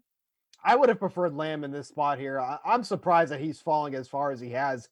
Is it the potential that he could make it to Philly at 21? Like, we expect him to maybe go in the low teens here. So now we're at pick 15. If he doesn't end up going here, now we're kind of looking at a gap here of who needs a wide receiver. So could that change the complexion of the second half of this draft here? Most certainly. But if it is Judy, the pick is fine. There's absolutely nothing wrong with taking him, but it's odd that Lamb is still going to be available as we head into pick 16 if these reports are true. Yes. Jules, do you think it's just crazy that Lamb is, if these reports are true, that Lamb is just still going to be available after pick 15? Yeah, it's hard not to play both sides. Like, Judy was my wide receiver one heading into this draft. So I agree in theory with the decision to take Judy above Lamb, but I did not think it would be at this point. So the storyline is definitely Lamb presumably getting outside of the top 15 here and having a chance to go to the Cowboys, the Eagles, teams that did not seem to think that Lamb was going to be on their radar unless they traded up. And here he comes sliding down. All right, well, it's official. Jerry Jeudy, number 15 for the Broncos. Wow. Hey, you got it right. Wide receiver, right? Let's end the show with me and Steve being right. Amazing. Amazing. Well, we are going to get your final thoughts, coming up here. But here's Adam Kaufman with a preview of what the Cowboys will do at 17 as the draft moves towards the second half of the first round. Just kidding. We don't have a video here.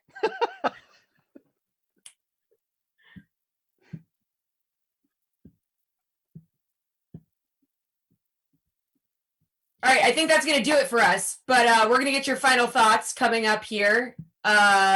So we're going final thoughts. Tell me final thoughts. I would like to offer thoughts. Who got it right in the first 15? Steve. There was a lot of interesting picks that I think came through here. When overall, look, Washington, I think could have gone a number of different ways there. Obviously, you're taking Chase Young with that opportunity there, but they had a lot of ways that with so many needs that they needed to fill, they could have easily slid down in the draft and taken a plethora, a treasure trove of picks if they wanted to move down here. But taking the generational talent with Chase Young was the right move there, even if it wasn't a need that they necessarily that they had to fill. So I think that was the right move for them, even though it was the obvious one. Although the talent was there, I think their choice to stand pat, not move up to some of these teams who wanted to ensure the quarterback they got was there for the picking. I think that was the move for the Redskins. Jules, what do you think? Who got it right here in the first 15? Yeah, I can't argue with Steve. It's easy to overlook the fact that we all knew Joe Burrow was going number one, and then it happens. But the Bengals did have to, refrain from taking some serious offers in order to hang on to that franchise quarterback. I think Miami got things right by standing pat, not moving up, and then going Tua instead of giving in with the offensive tackle thing, which obviously those guys slid at 5. Taking Tua at 5 was the right call. And I think Tampa was a big winner by even trading up 1, sitting back and getting a guy that a lot of people thought was the best guy at protecting quarterbacks in this draft, especially right after you land Tom Brady. Steve, biggest surprise so far, maybe that the 49ers traded and then didn't go with a wide receiver? I think honestly the biggest surprise so far has been what didn't happen. And we didn't see a lot of these trades that we heard not come to fruition. We had a lot of buzz about the Jacksonville Jaguars potentially moving into the top 5, potentially moving up to get their choice of what they wanted. That didn't end up happening. Like the San Francisco pick, we did hear that there was going to be some rumors that they were going to trade, but to only go back 1 pick and then not take a wide receiver, like you mentioned, that was definitely surprising there because I feel like they didn't need to do that, but they were able to milk what they could out of Tampa. So I think the lack of trades in this first half of the draft was the biggest surprise here because we heard so much, but circumstances are so much different this time around. We've never had this type of situation for an NFL draft, so maybe that had a part of it to do with it, but I think it was awfully quiet overall for a draft that's so deep and so many teams with necessary needs, but they really didn't have to move to get what they needed. Jules, what do you think? Biggest surprise for you so far in the 2020 NFL draft? Yeah, 2 biggest surprises. Number 1, that we only saw 1 offensive lineman go in the top 9 of the draft. It took until number 10 for the second one to go after all the hype that we were going to see these guys fly off the board early in the draft, and it just didn't happen, even though 4 of them still went in the top 13. So the run just happened later than we thought. And the second surprise is now that run is happening later than we thought with the wide receivers. CeeDee Lamb being on the board while we end this show is probably the biggest surprise of this draft so far. All right, Steve, which team are you most interested in following here as the draft continues? The Eagles. I think the Eagles are definitely a team to watch here because if CeeDee Lamb ends up falling to them, what an absolute a huge spot for them to get a receiver, something they desperately need. They need that number 1 guy. They can't keep relying on guys like Zach Ertz here. Alshon Jeffrey was injured last year. He didn't get to take part in the full season here, but getting another wide receiver for them, if that guy could be CeeDee Lamb and they did have to move to get him. That would just be an incredible start to the draft for Philly. All right, Jules, what do you think? Which team are you most interested in following as the draft continues to unfold? I'm interested most, I guess, in trades rather than an individual team. Like, I think this upcoming stretch here, I guess, of Dallas through Philly, so call it 17 through 21, with these good players that we're so surprised are left over, are these teams going to start taking those players, or are they going to start fielding calls of teams that want to get back up and take guys that they missed in the top 15 or that they passed in the top 15 that they didn't think would still be available now? All right, good stuff, guys. That's going to do it for the 2020 draft preview special presented by Snyder's of Hanover Pretzel Pieces. Thank you to our friends Pat, Reed, Jeff, of course, Julian, and Steve, my guys here. That's going to do it for the live show, like I said, but we will have recaps of the entire first round, including winners and losers on the DraftKings social channels. Until then, enjoy the rest of round one.